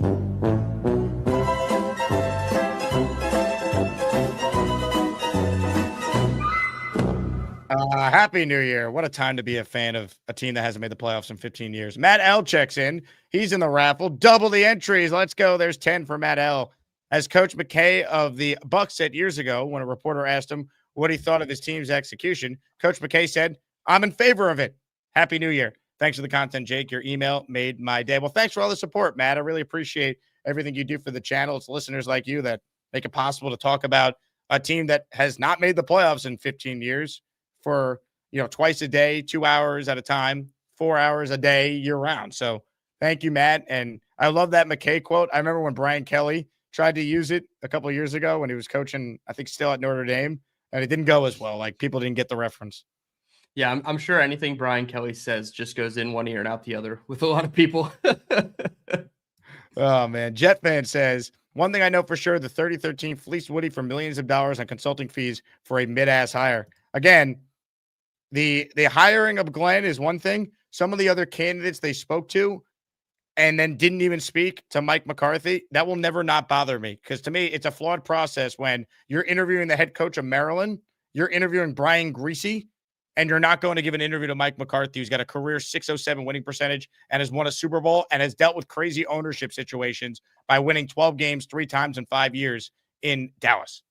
The last 2 names that they interviewed in the first round, even though Aaron Glenn was the only one to get a second round of interviews, was Josh McCown and Joe Witt Jr. Like, come on, man. Like, it's so bad. Like, I get it. Everybody loves Josh McCown for what he did with the Jets in 16 and 17, but it's like, come on, man. Or 17 and 18, but it's like, we can't do this. Like, I don't even have an issue with the McCown interview. I go back and look at the list and I'm like, Bobby Slowick, he got fired. He got fired and got an interview. Dude, the best name on the list in complete hindsight, knowing Vrabel wasn't coming, the 2 best options were probably Steve Spagnuolo, Vance Joseph, and Brian Flores. Those are probably your 3, and they're all defensive-minded, would be first, second time for Vance head coaches. So they didn't even request Kellen Moore. They didn't request Liam Cohn. We know Ben Johnson wasn't going to take the job. Joe Brady. Yep. Todd Monken. Anybody. And again, like Aaron Glenn, was not like this like reach of a candidate, but the process to get us there, it's just like, here's the full, no, that's not, that's let's see, I have your graphic, Dylan, somewhere. Here it is. Here's the full list of the candidates that the Jets interviewed. The fact that Mike Locksley got an interview and Mike McCarthy did not is ridiculous. And it was so shitty too, because I did a video saying the Patriots completely circumvented the Rooney Rule, interviewing, who was it? Byron Leftwich and somebody else. They interviewed them both on the same day. They put them both on the same graphic. Like, look, we did our 2 minority candidates. Now we can go hire our guy. And I dragged the Patriots for doing it. And then 3 days later, we're interviewing a guy named Mike Locksley, and he got fired out of Maryland. He didn't even. No, he's still there. He's still there. Oh, is he? Oh, yeah. Okay. There was rumblings that he's on the hot seat, though. Yeah, of course. Like, what are we doing? So, like, I on one hand hated the Patriots for doing it, and then the Jets turned around and did it, and I'm like, God damn it! Like, they're just. Well, no, they interviewed Ron Rivera as well. That crossed the Rooney Rule specification as well. Yes, that's why I put the asterisk there, because that does comply with the Rooney Rule, which is just.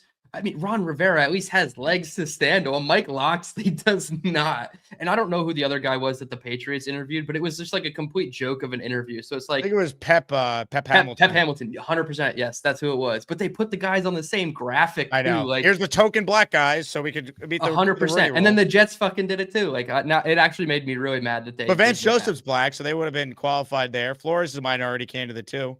Yes, but they had already gone down the path of, well, Aaron Glenn, he was the 5th guy they interviewed. Right. So this is an order of who they interviewed? This is, the date on the left-hand Yep. side. Yep. Yeah, it's a bad list. It's a terrible, but that's part of the reason why, and I get it, Robbie said it, and we talked about it a little bit behind the scenes, like the defeatist mentality. I have more faith in Glenn turning the team around in next year to a degree than I have of Woody changing his entire search criteria and finding the offensive guy that we want. That's just where I'm at. And well, you would think his brother would step in here. I know his brother got his Gase, but at least it was the right idea to go offensive guy for Sam Darnold with experience. Like, they interviewed McCarthy. They just picked Gase over McCarthy, which is mind-boggling because they listened to Peyton Manning. Like, again, if we could, there's a scenario in Jets history where if they hired McCarthy in 2019 instead of Gase, Sam Darnold is still the quarterback of the Jets right now, and we finally have turned things around. Yeah, he would have been the guy to get us out of hell in 2019. And Gase just dragged us further down into it. And now Glenn is kind of throwing piles of shit on top of that into hell. So it's like, it's not a good look. And like, regardless, there's always the negative spin of it. I agree with a lot of people that say, go get the offensive guy. That's always been my mindset watching teams like the Packers with my best friend for 20 years. Like, they've always had the guy that was even the Mike Holmgrens of the world. And then the Mike McCarthy's and now the Matt LaFleur's. Like, they have the plan in place. They see it. They have the structure around the quarterback. And that's why they've only had 3 quarterbacks in our entire life, a life of 30 years. So it's upsetting when you see the good teams do the things that the Jets just refuse to do. The pain never ends, baby. Hey, we got a super chat here from Peter Castro. Happy New Year, Jake and Dylan. Glenn sucks. Put me in the raffle. Short and sweet. Peter Castro, you are in the raffle. Don't let go of the rope. Just don't let go of the rope. More of your super chats here. Selling hope on a rope, baby. That's right. What current NFL player is a comp to how AG was? That's a good question. What current NFL player, like with AG as a player? How Glenn was as a player, you're saying? Or like what current NFL player is a comp to like how Glenn has been as a coach? Yeah, that's tough. I was like 4 years old when Glenn left the Jets. I'll use a former Jet player for my comp on how Aaron Glenn has been as a head coach so far. You ready for this? Mm-hmm. Cover your ears, Jet fans. Vlad Ducasse. Big, ugly Vlad Ducasse. Wayne Hunter. Kyle Wilson. Vernon Golston. Buster Screen. Oh. Tremaine Johnson. That's where we're at right now. Again, someone tell me what Aaron Glenn does well as a head coach. Yep. The only people that defend Aaron Glenn, they say, "Oh, you can't fire him." And then you ask why. Well, who would take the job? Like, again, like if the best argument for keeping the guy is who would come here, which is really an admission he's not the guy, no one actually makes a football case why he should stay. Yeah, 100%. And that's why I don't make the case for him to stay anymore. Like, I saw it in the beginning of the year. You asked me if they go 1-15, would I bring him back? And I said yes. And obviously it's gotten a lot more embarrassing since then. But yeah, it's hard to make the case definitively for him to stay. So I just kind of, if there is the other path, you have to explore it. I just went back in my notes app. January 9th, 2019. That was one of the very first articles I ever wrote for Jet Nation. It was covering the coaching search. The names on this list, Jake: Eric Bieniemy, number 1, Mike McCarthy, Cliff Kingsbury, Chris Richard, Matt Rule, Jim Caldwell, Todd Monken, and then I had to edit in Adam Gase. Just a terrible, terrible process that got them to Adam Gase. And I believed in Christopher Johnson, like in his strategy. Like, yeah, Adam Gase was what the NFL was going toward with the offensive mind. He just chose the complete wrong guy. Like, Matt Rule didn't do great. Chris Richard was a defensive guy and kind of fell off into the gray. Cliff Kingsbury, Mike McCarthy, even Eric Bieniemy would have been a better coach. And it's funny because Eric Bieniemy is a running backs coach turned OC, and now we have a running backs coach as quarterbacks coach. So it's all bad. The process is bad. The results are bad. The team is bad. Look, I think you're wrong. All right. I think Adam Gase was Kyle Shanahan before Kyle Shanahan. Like, and Jet fans are clueless. I mean, they're dopes. They don't know anything. This is a really good hire. Gase is a great coach. Okay, Adam Gase is Kyle Shanahan before Kyle Shanahan. Gase is a great coach. I just want to know how much money CAA paid Colin Cowherd to simp for Adam Gase on his show.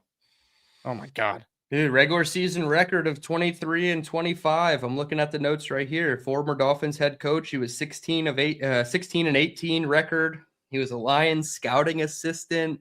Ooh, he coached Jay Cutler, baby. We got to go get him. He was the wide receivers coach for the Broncos with Peyton Manning. I literally wrote, worked with Peyton Manning during record-breaking year in Denver. Got Peyton his daily coffee. Oh, my God. One Splenda. Occasionally likes occasionally likes a little half and half if he's feeling it. Well, Mike McCagnon, known coffee drinker. Oh, yeah. Man, for McCagnon to get the knife stuck in his back by Adam Gase, that's like insane. 3 weeks after he got the job. Oh, yeah, absolutely. But we saw the same thing happen with Liam Cohen. He didn't take the job in Jacksonville. He was going to stay with Tampa Bay.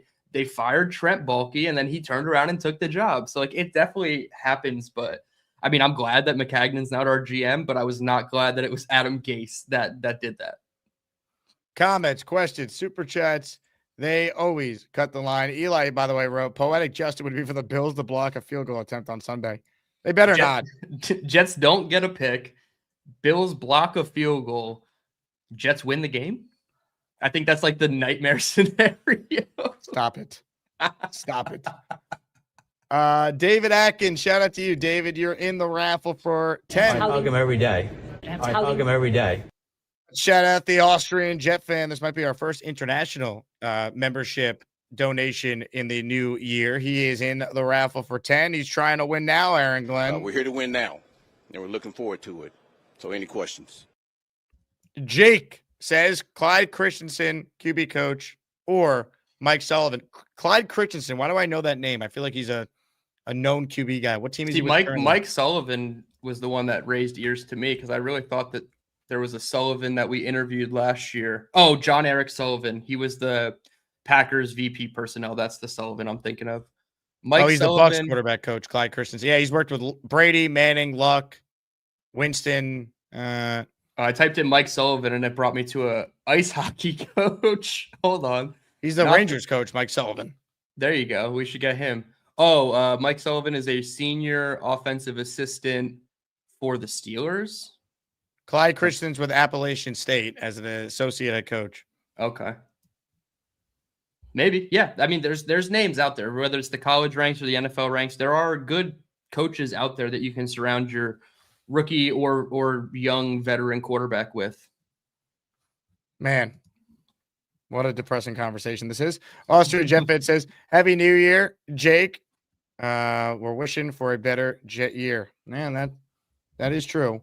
I want to make sure I didn't miss a super chat. This is one from JD. He wants to know, when Glenn's fired after week 6, who takes over? Whoever they hire as the quarterback's coach. I don't know. This is why you don't do this. This is why Martindale takes over. Oh God. I mean, or maybe Banjo does. That would probably be the special teams. Yeah, he takes over, and then you let the coordinators kind of keep doing their. They do the opposite of the Olbrich. Yeah. The pivot to Olbrich was just as bad as the decision to fire Rob Saleh. But that's again, like, you need to put a staff in place that you feel confident in case shit hits the fan and you have to fire your coach. Who's the guy that steps in? Like, it's got to be Banjo, in my opinion. And that's, whatever. But yeah, you fire him now if you don't fire him 6 weeks into the season. Agreed. Doug says, for what it's worth, the Athletic mock has the Raiders taking Dante Moore because he has Mahomes-like upside and has coaching connections with Brady. Good news for us Mendoza fans. I will look into that one, but that's a perfect segue, DT, because we're going to get off the air here before this game going on between Oregon and Texas Tech at noon. Dante Moore in action in the first game, and then both Ty Simpson and Mendoza are in action in the second game in the Rose Bowl. Let's talk a little bit about these games today. We'll start with that Orange Bowl, Oregon and Texas Tech. What should the Jet fan be hoping to see from Morte? Do we want him to just be so damn good that it just further increases the chances that he's a clear top 5 guy and he's going to declare? Do we want Oregon to win so they could go on a deeper run? If they lose, is more and more likely to go back to school because he feels like he has unfinished business. What should the Jet fan be rooting for today? Yeah, you got to be rooting for the quarterbacks that we want at the top of the draft to go as far as possible. The more they put on tape, the better it's probably going to be for their overall draft resume. right? If Dante Moore goes out and lays a stinker after beating JMU last week, it's going to be tough for everybody to get back on board with Dante Moore.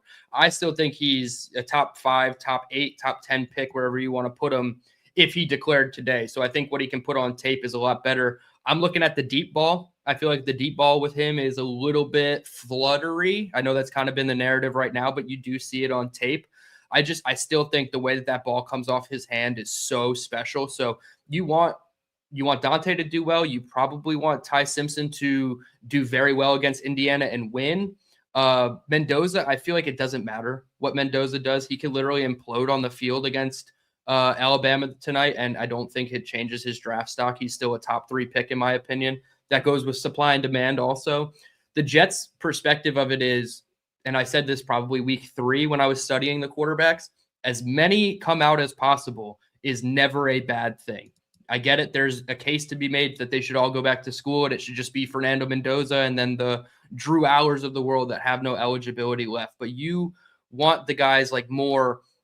I was rooting for Mateer even to like try to show good things on tape. You want Ty Simpson. You want these guys to do better every single week because that just helps the Jets' chances. If they land at 3 and there is uncertainty, not confusion, but uncertainty at the top of this draft, and 15 teams have Dante Moore as their number 1, and then 17 teams have Fernando Mendoza as their number 1. That benefits the Jets, whether they like Mendoza, whether they like Moore. They've sent scouts to 4 Indiana games and at least 3 Oregon games, and I believe they're going to be a contingency of the Jets front office is going to be at this Oregon game today. So they've gotten enough sample size in person of these quarterbacks that it's only going to help the better they do. So I'm rooting for Oregon. I'm probably rooting for Alabama to beat Indiana because I want to see more games of Ty Simpson on film. He's the one that I'm the most concerned about, I guess, just from a development perspective. I would want him or Dante Moore to sit for at least half the year. But yeah, I mean, it all comes down to who the Jets prioritize and what the top of the draft looks like. If it's Fernando Mendoza and nobody else, it's going to be a bidding war, and the Jets should not enter that water to go get Fernando Mendoza. But if there's Dante Moore at number 3 and then Ty Simpson at number 8, that helps so much with the Jets. So I want all 3 of them to do very well. I don't have a favorite, I guess. I would probably put Mendoza 1A, Dante Moore 1B, and then Ty Simpson as my number 2. But again, they're probably all top 10 picks just based off supply and demand and what I've seen on film.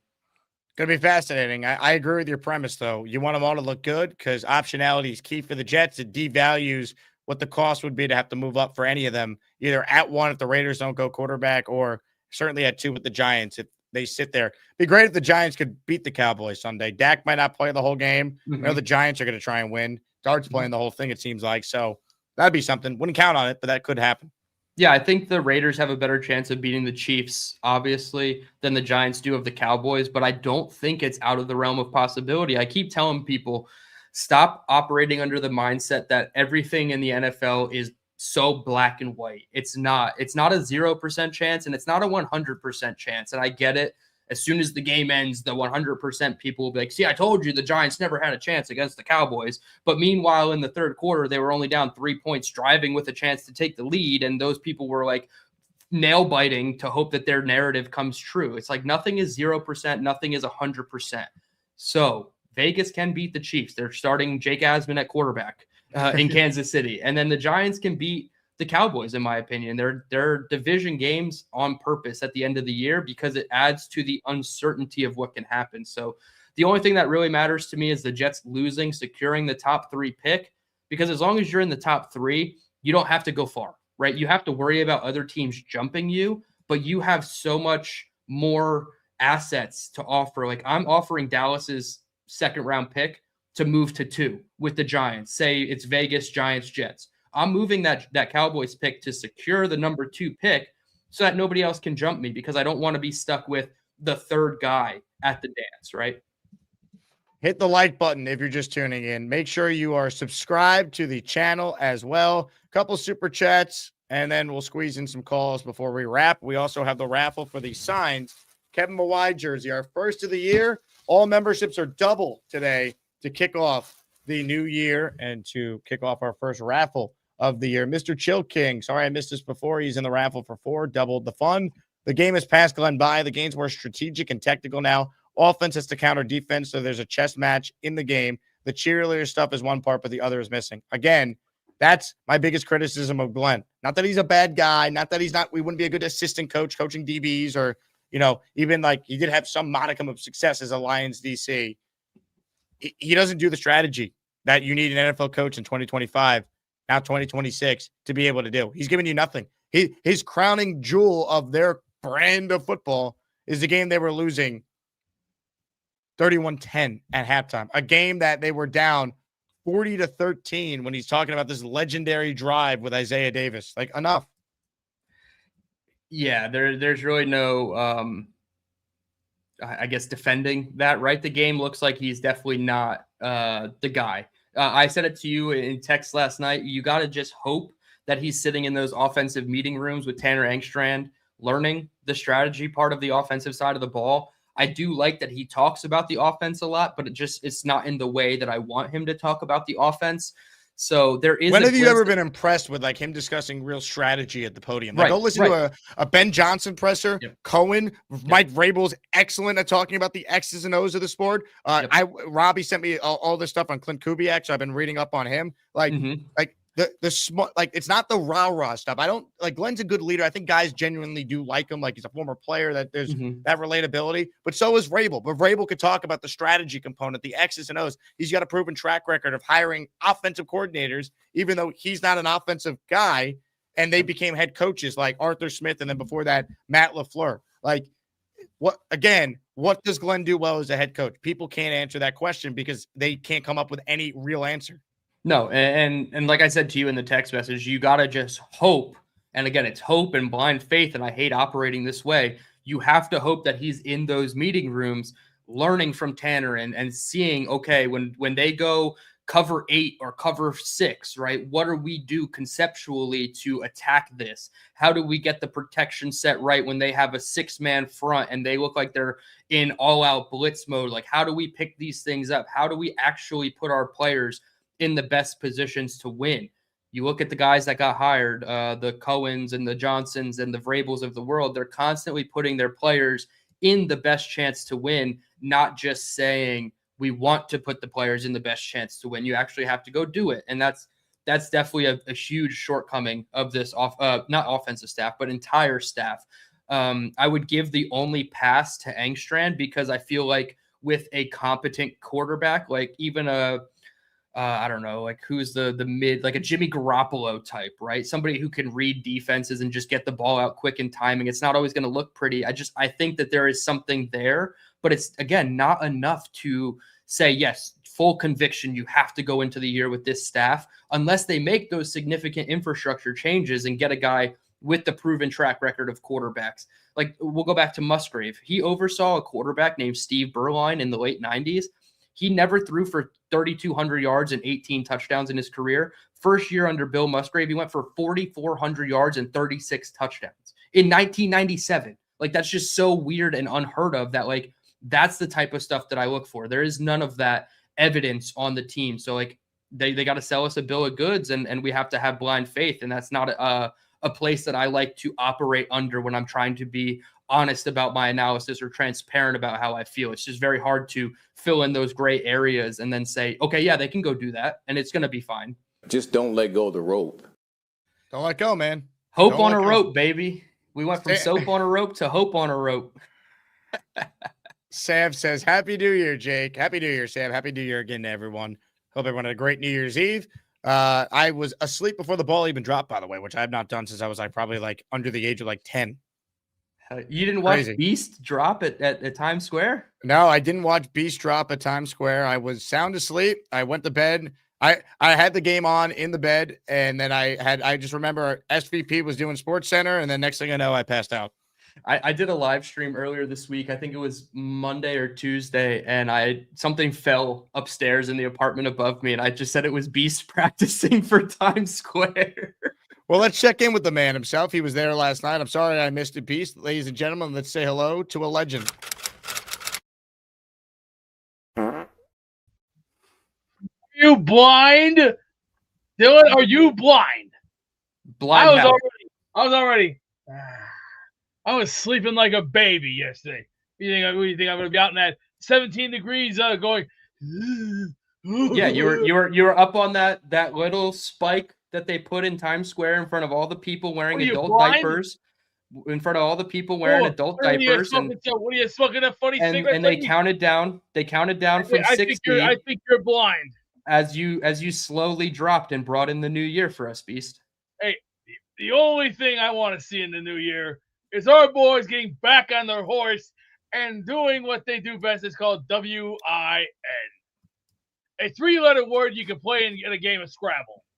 I know you don't play. It's not a good Scrabble word. Not a good Scrabble word, Beast. Hey, Scrabble was one of my favorite shows with Chuck Woolery in it. I love that show. I used to watch it when I was a kid. I was 9 years old when I seen that show.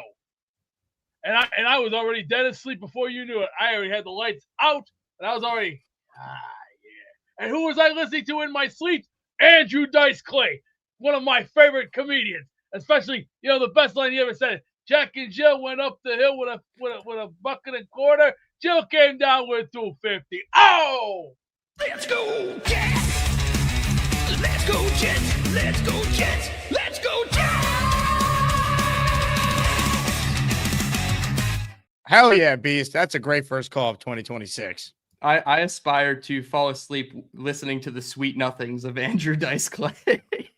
I just rewatched Entourage recently, and he has a whole cameo role in the last season. So it's whoever that was that didn't understand the big purple belt Mike. What are we doing here? You didn't get the Entourage reference Jake was putting out last week. I was very disappointed. Yeah, PBM, that's your next show. Mike would love Entourage. Oh yeah, it's right up Mike's alley, 100%.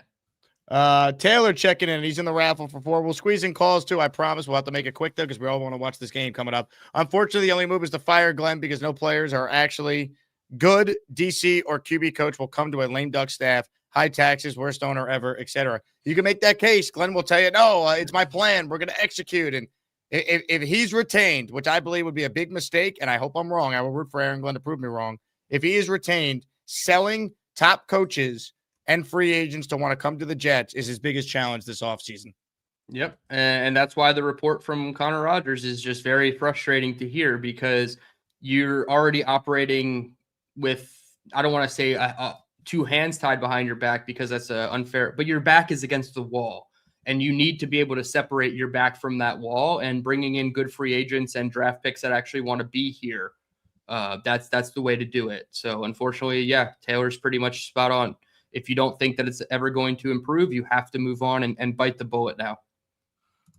Jetstream. Mendoza's the guy. Others lack experience and have a lower floor. I think Mendoza is the top quarterback. That would not stop me from taking Dante Moore if they believe in him.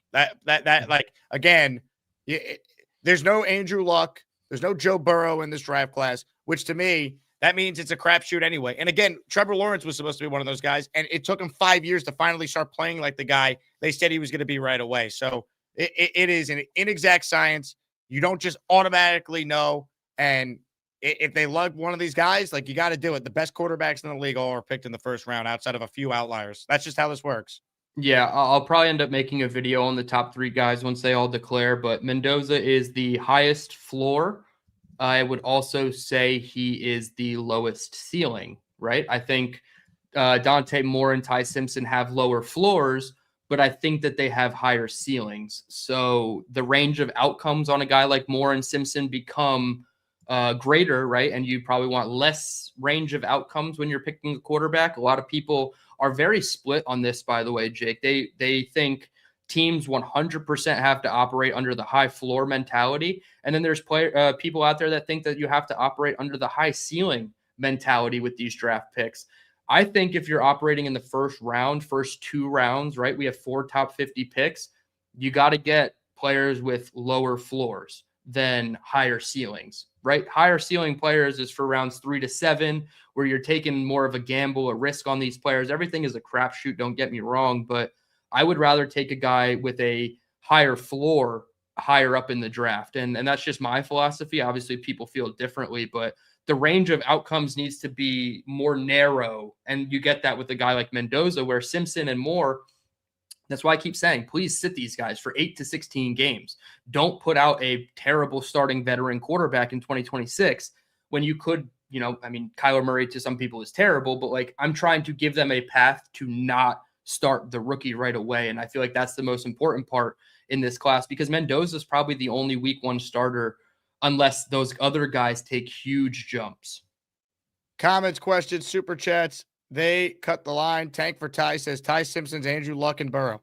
I doubt he is, but I hope you're right if he's a Jet. Tank for Ty. You're not biased or anything with that name. Some people have Ty higher than Cam Ward, and then some people say he's lower than Cam Ward, and then nobody has any of these quarterbacks as high as the Williams, May, Daniels draft. I have not seen one analyst out there that covers the draft that says Mendoza is in the realm of May, Caleb, and Jaden Daniels. So if you want a better version of Cam Ward, sure, then that's where you could go. But I don't think it's even comparable to 2 years ago.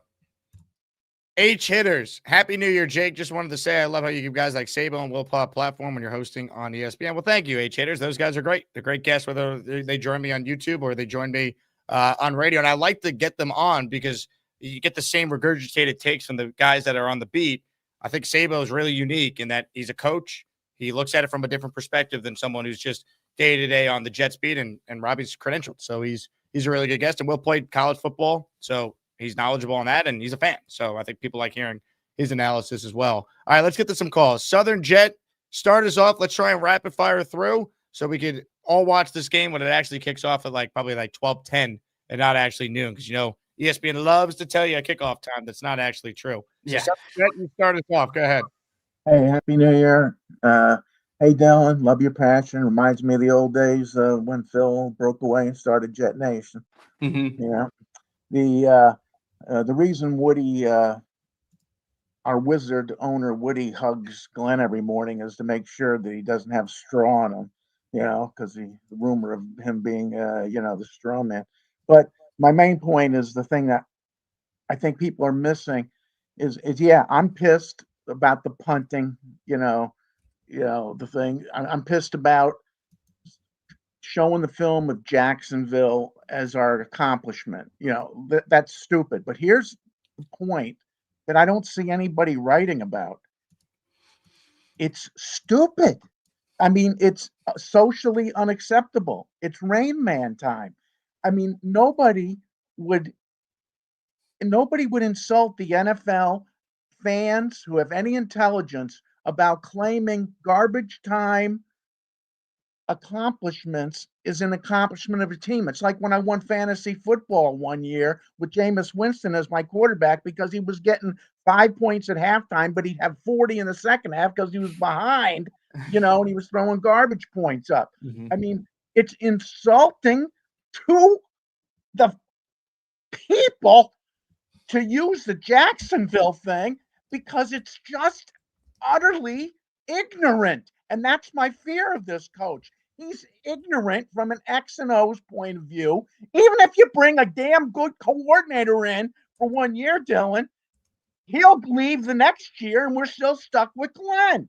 We have to get rid of this guy because he just does not have the X and O's mentality, as Robbie Sabo brilliantly put, the way the NFL's going. He's stupid. He doesn't understand social construct. I'm baffled that Cimini hasn't written an article on it.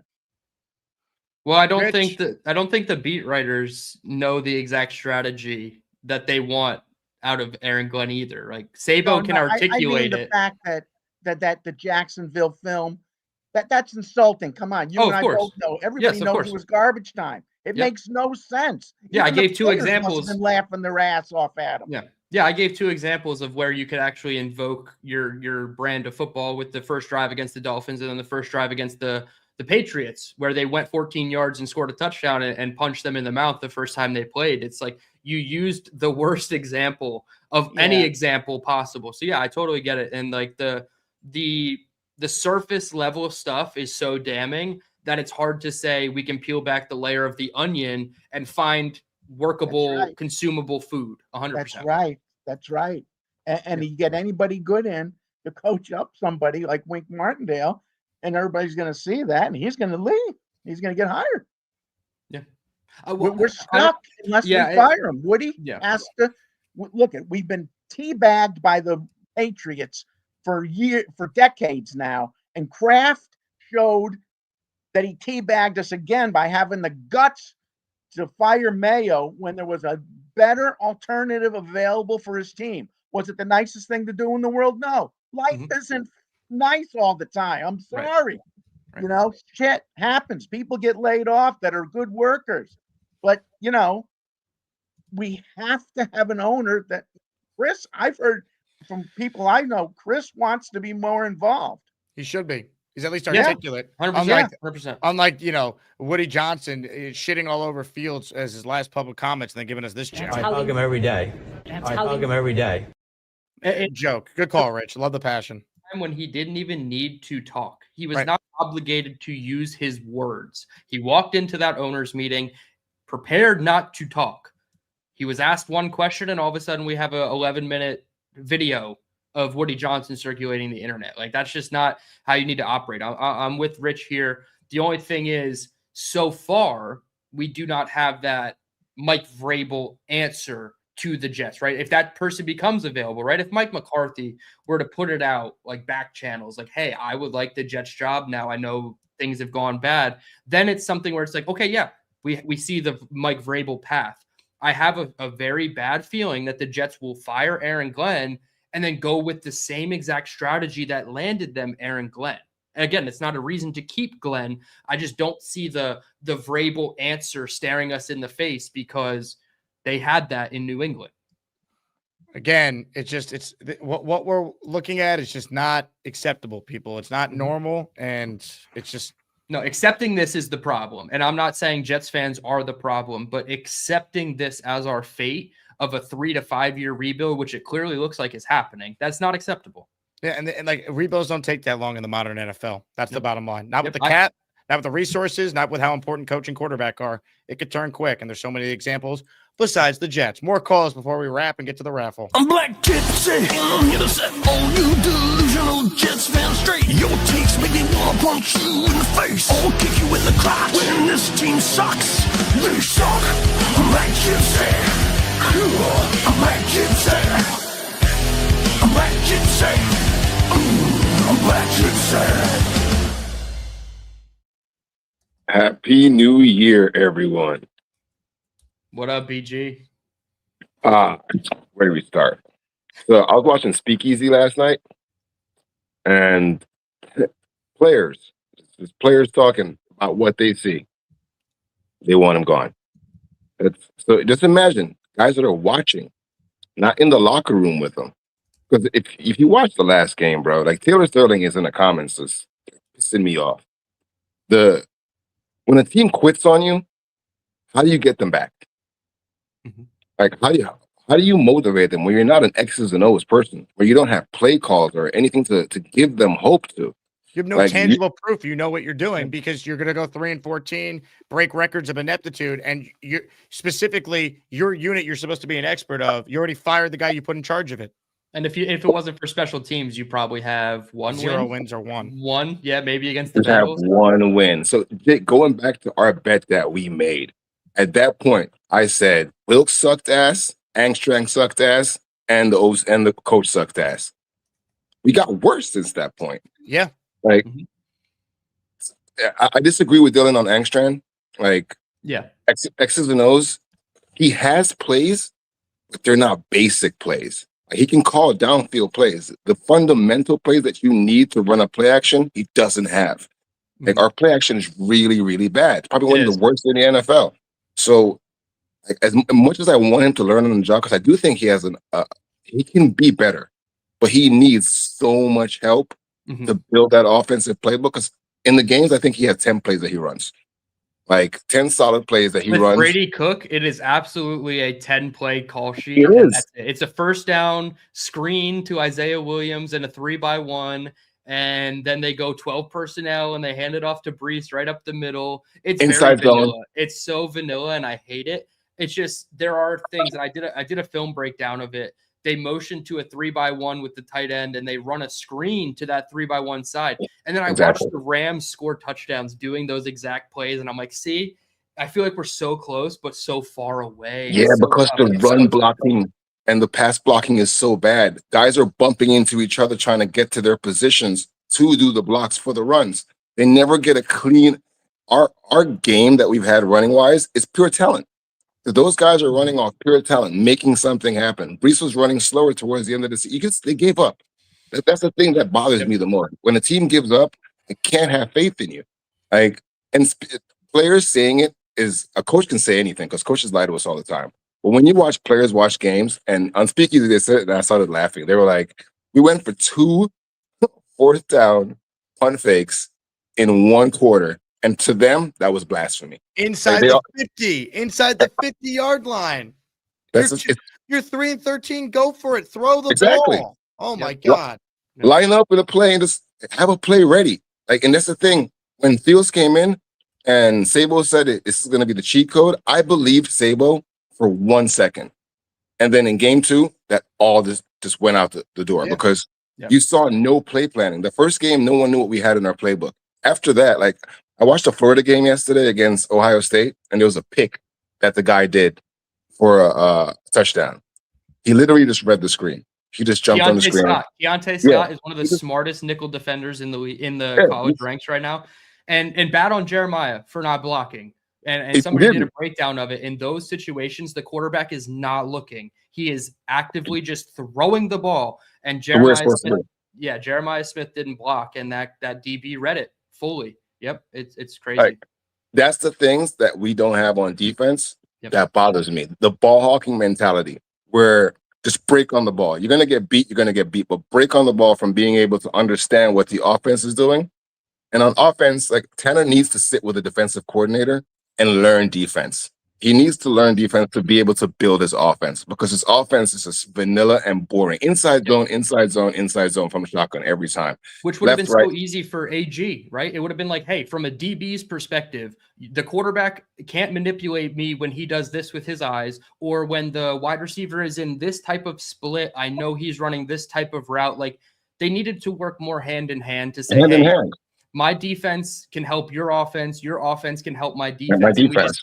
We never saw the congealed form of that. Whereas even with like Saleh and Douglas, there was remnants of, okay, I want this type of player, go get me that type of player. And then the results happened on the field defensively, of course. You don't get that with the Jets. Even with Zach Wilson, like, Zach Wilson knew where to throw the ball. He just threw the ball too high, or just was behind, or not where he was supposed to be. Miles an hour. Yeah. Yeah. Like, it's just learning the small things. And there was no communication between any of our players. Like, our OC and our DC don't talk to each other, and the head coach don't talk to each other. So how are you going to get a good team? And then next year, the same thing's going to happen where he separates those. It needs to be like a team effort. And I just threw up the offensive rankings on the screen here. Look at so the bottom of the chart is where you want to be, right? Where the rush offense is, right? Top 10 the entire season. Look at the fall off from week 1 to week 2. It's absolutely insane how much week 1 lied to us. And we felt really good about the product in week 1, where they were the 6th total offense, the 12th total passing offense, the 5th total scoring offense. The following week, they dropped to 26th total offense, 29th passing offense, 21st scoring offense, and they never recovered. It was just such a lie of week 1, which everybody knows week 1 lies for good or for bad. And it clearly lied to us. But, dude, we bottomed out at pass offense on week 6. That line that is at the top, that flat line, that death line up at the top is just so damning. I don't care what the quarterback talent is. You can't be 32nd for 12 weeks of the season, because you were starting your starter at that point in week 6. And they had Tyrod Taylor for a lot of these games too, and it didn't get that much better. He was a little better from the eye test, but they weren't scoring points. Yes. Well, Engstrand was able to open the playbook a little bit more with Tyrod Taylor and do some things, right? The double reverse pass and the this and that. Like, there were elements of Engstrand getting better when the quarterback play improved, but it's just not enough. It's just not enough. Nope, it is not. Ladies and gentlemen, up next, we got 2 last calls, then the raffle. 2 legends to close out the first show of the new year. This guy was up early calling into the radio show. Kyle Clifton, you're next.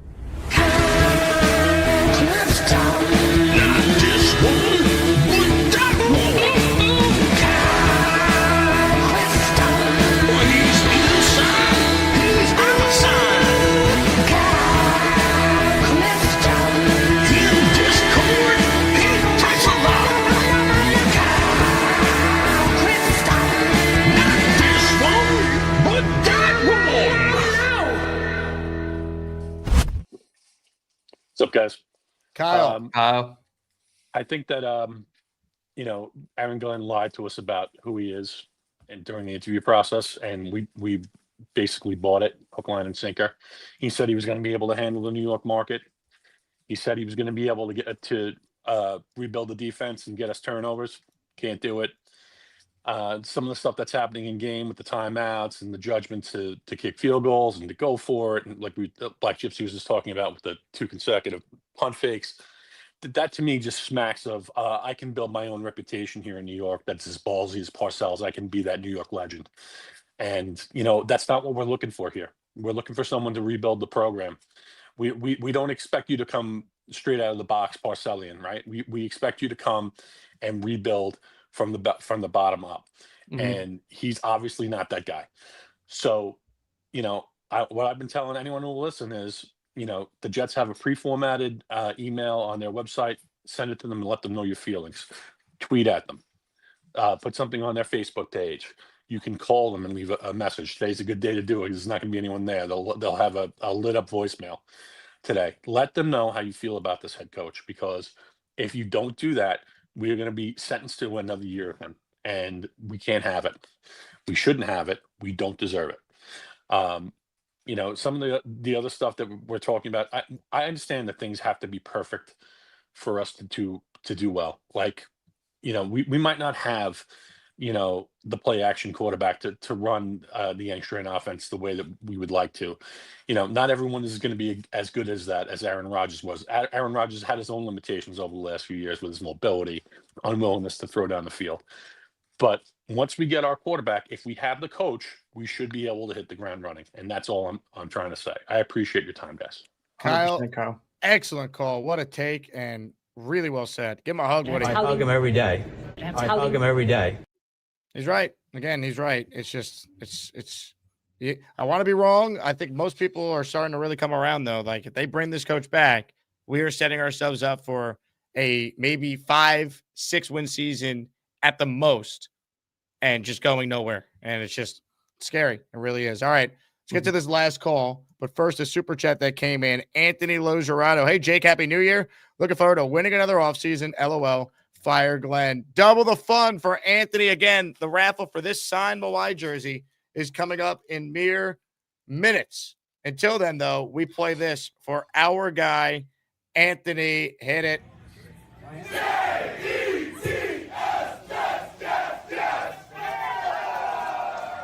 Thank you, Anthony. We got you down. Let's get to our last call. Dylan, this man is a huge fan of yours, and we are huge fans of his beard. Holy shit, look at that beard! He has a beard, he's the man. Ain't no Santa Claus. Papa Jet loves the Jets. He's one handsome son of a bitch. It's Papa Jet. Hey, guys. Papa. How you doing? Doing well, man. Happy New Year. Happy New Year to both of you. I'll make it quick, Jake. I'm just calling to commend you on this show. I'm here most of the days. You got the best guest, including that kid on the bottom there. He's my favorite. Thank you. Thank you. And all your fill-ins on the ESPN show, and I know you got your own show on Sundays, so congratulations on that. And your TV appearance last week, Jake, very, very good. You looked like a good young, respectable gentleman there. If you were on it's the rare. front I got to porch- wear a suit these days, Papa. So I'm just glad it fit. I know. all right. Well, hey, if you were on the front porch ringing the doorbell for the daughter, I would have opened up the door. So that's All a good right. compliment. Let's go. 'Cause I'll take it. Back in the day, I just let the doorbell ring and didn't get up, But Jake, what puts your show over the top is your trollers. You got the smartest trollers on any podcast. I have never seen so many experts on Simpson, Mendoza, Moore. And you know what? They're very versatile too, because 3-4 months ago, they were experts on Klubnik, Sellers, and Nutmiser. And something tells me 3 months from now, they're going to be experts on somebody we're not even talking about. So always happens that Always. way. Hey, get ready Yeah. for today, Papa, because for a lot of people, this will be like the first time they actually like sit down and watch these quarterbacks play. So you're gonna have Yes. like just opinions being formulated based on Yeah. one game. And again, the Rose Bowl looks like it's gonna be played underwater today. So expecting Mendoza and Simpson to light it up when there's like legitimately a tarp on the field because it's monsooning in Southern California right now. You're probably asking for a lot. Mhm. well, guys, these guys had in the Darnold draft, they had Allen and Jackson going 1 and 2. So that's pretty impressive, you know. So I just at the end of the day, they got to humble themselves and realize it's a crapshoot and they don't know shit like the rest of us, you know. But and lastly, don't say the team, because I don't want to jinx it. But there's a certain hockey team that's on a 10-game winning streak right now. I saw that. So out of my 3 shit teams, at least one's trying to be relevant again. Not guaranteed they'll make it, but at least they're in there again. So I hope they do make it. So the Jets, I won't say the team, but everyone can follow along. I hope that team does make the playoffs for more embarrassment for Woody as the Jets being the only team with the longest active playoff drought. yeah, because right now, you know how miserable or whatever loves company, you know. But I'm kind of on the side there because I got these other 2 teams too. So at least I can kind of feel more like at home with you guys, you know. So Yeah. okay, guys. Oh, Well, man. hey, enjoy today's football games. Love you guys. God bless. And we'll talk to you later. Ladies Appreciate and you, gentlemen, Papa. Papa I J. hug him every day. I hug him every day. I mean, again, by accident, teams figure out a way to be functional. So the fact of the Jets, like, forget the playoff drought. The fact they haven't had like an 8-9 season over the last 10 years, you know, 9-8, but missed the playoffs on tiebreakers. Like the last time the Jets had a winning record was the 10-6 Fitzpatrick year. That is 10 years ago. It's insane. Yeah, the AFC North is going to be won by a 9-win team. The NFC South is going to be won by an 8-win team. It's like the Jets can't even sniff half of that. It's crazy. It's just crazy. Nuts. Happy for Papa's ice hockey team, though. I am too. I hope they win. Dude, his teams are the hockey team that plays in the same city as the Bills. I won't say the name, not trying to jinx it. He roots for the Pittsburgh Pirates and the Jets. You talk about a miserable sports existence. Jets, Pirates, and team that plays ice hockey in Buffalo. That's rough. That is rough. Are you ready for the raffle, DT? Yes. Do we get a Bruce Fluffer first? Ladies and gentlemen, let's say hello to a man who needs no introduction, a man who joins us live from the lair. Right now, we're getting some gabagool. If you really want some gabagool, you got to come get the gabagool. Catch you later. Do I need to remind everybody that this is the Global Studio headquarters? Yeah, that's correct. Let's just try and get that under correctly. Since it's 2026, a whole new year. Now, let's see. For New Year's predictions. Let's see. For 2026, my first New Year's prediction, maybe the New York Knicks winning the NBA championship will be the number 1 choice. And for number 2, maybe the New York Rangers winning the Stanley Cup will make my day feel good. And number 3 of my predictions, maybe the New York Jets getting their asses back up and maybe winning 10 games would actually feel a lot better. Now, enough of all that. We can put that to the side for just a little while or two until next time. Now it's time to go and spin the Jake Asman Wheel of Champ. Don't you know what I'm saying? Ooh, yeah. And step into a Slim Jim. Ooh, yeah. It's time to announce the winners of the weekly Asmaniac Raffle. Let's spin the Jake Asman Show Wheel of Champions and find out which Asmaniac is winning an epic prize. Thank you, Macho Man Beast. Ladies and gentlemen, our first raffle of the new year. Our last super chat before the raffles from the U. Thank God for the U. My football season would be in shambles. Congrats to you, the U. Big win for the Canes last night. Belt to ass, Michael Irvin style. All right. Ladies and gentlemen, if you win, you have to email me, asmanjake@gmail.com, so I know where to send the signed Kevin Mawai jersey too. I got it right here in my hands. All right. Ladies and gentlemen, one spin to determine the winner. The spin is right now.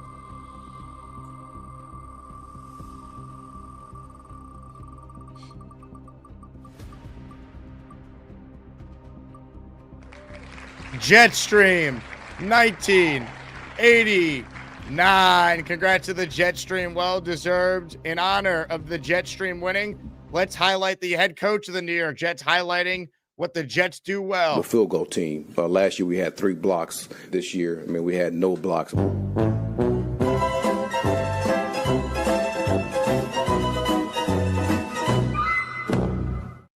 Hell yeah. DT, our first show together in 2026.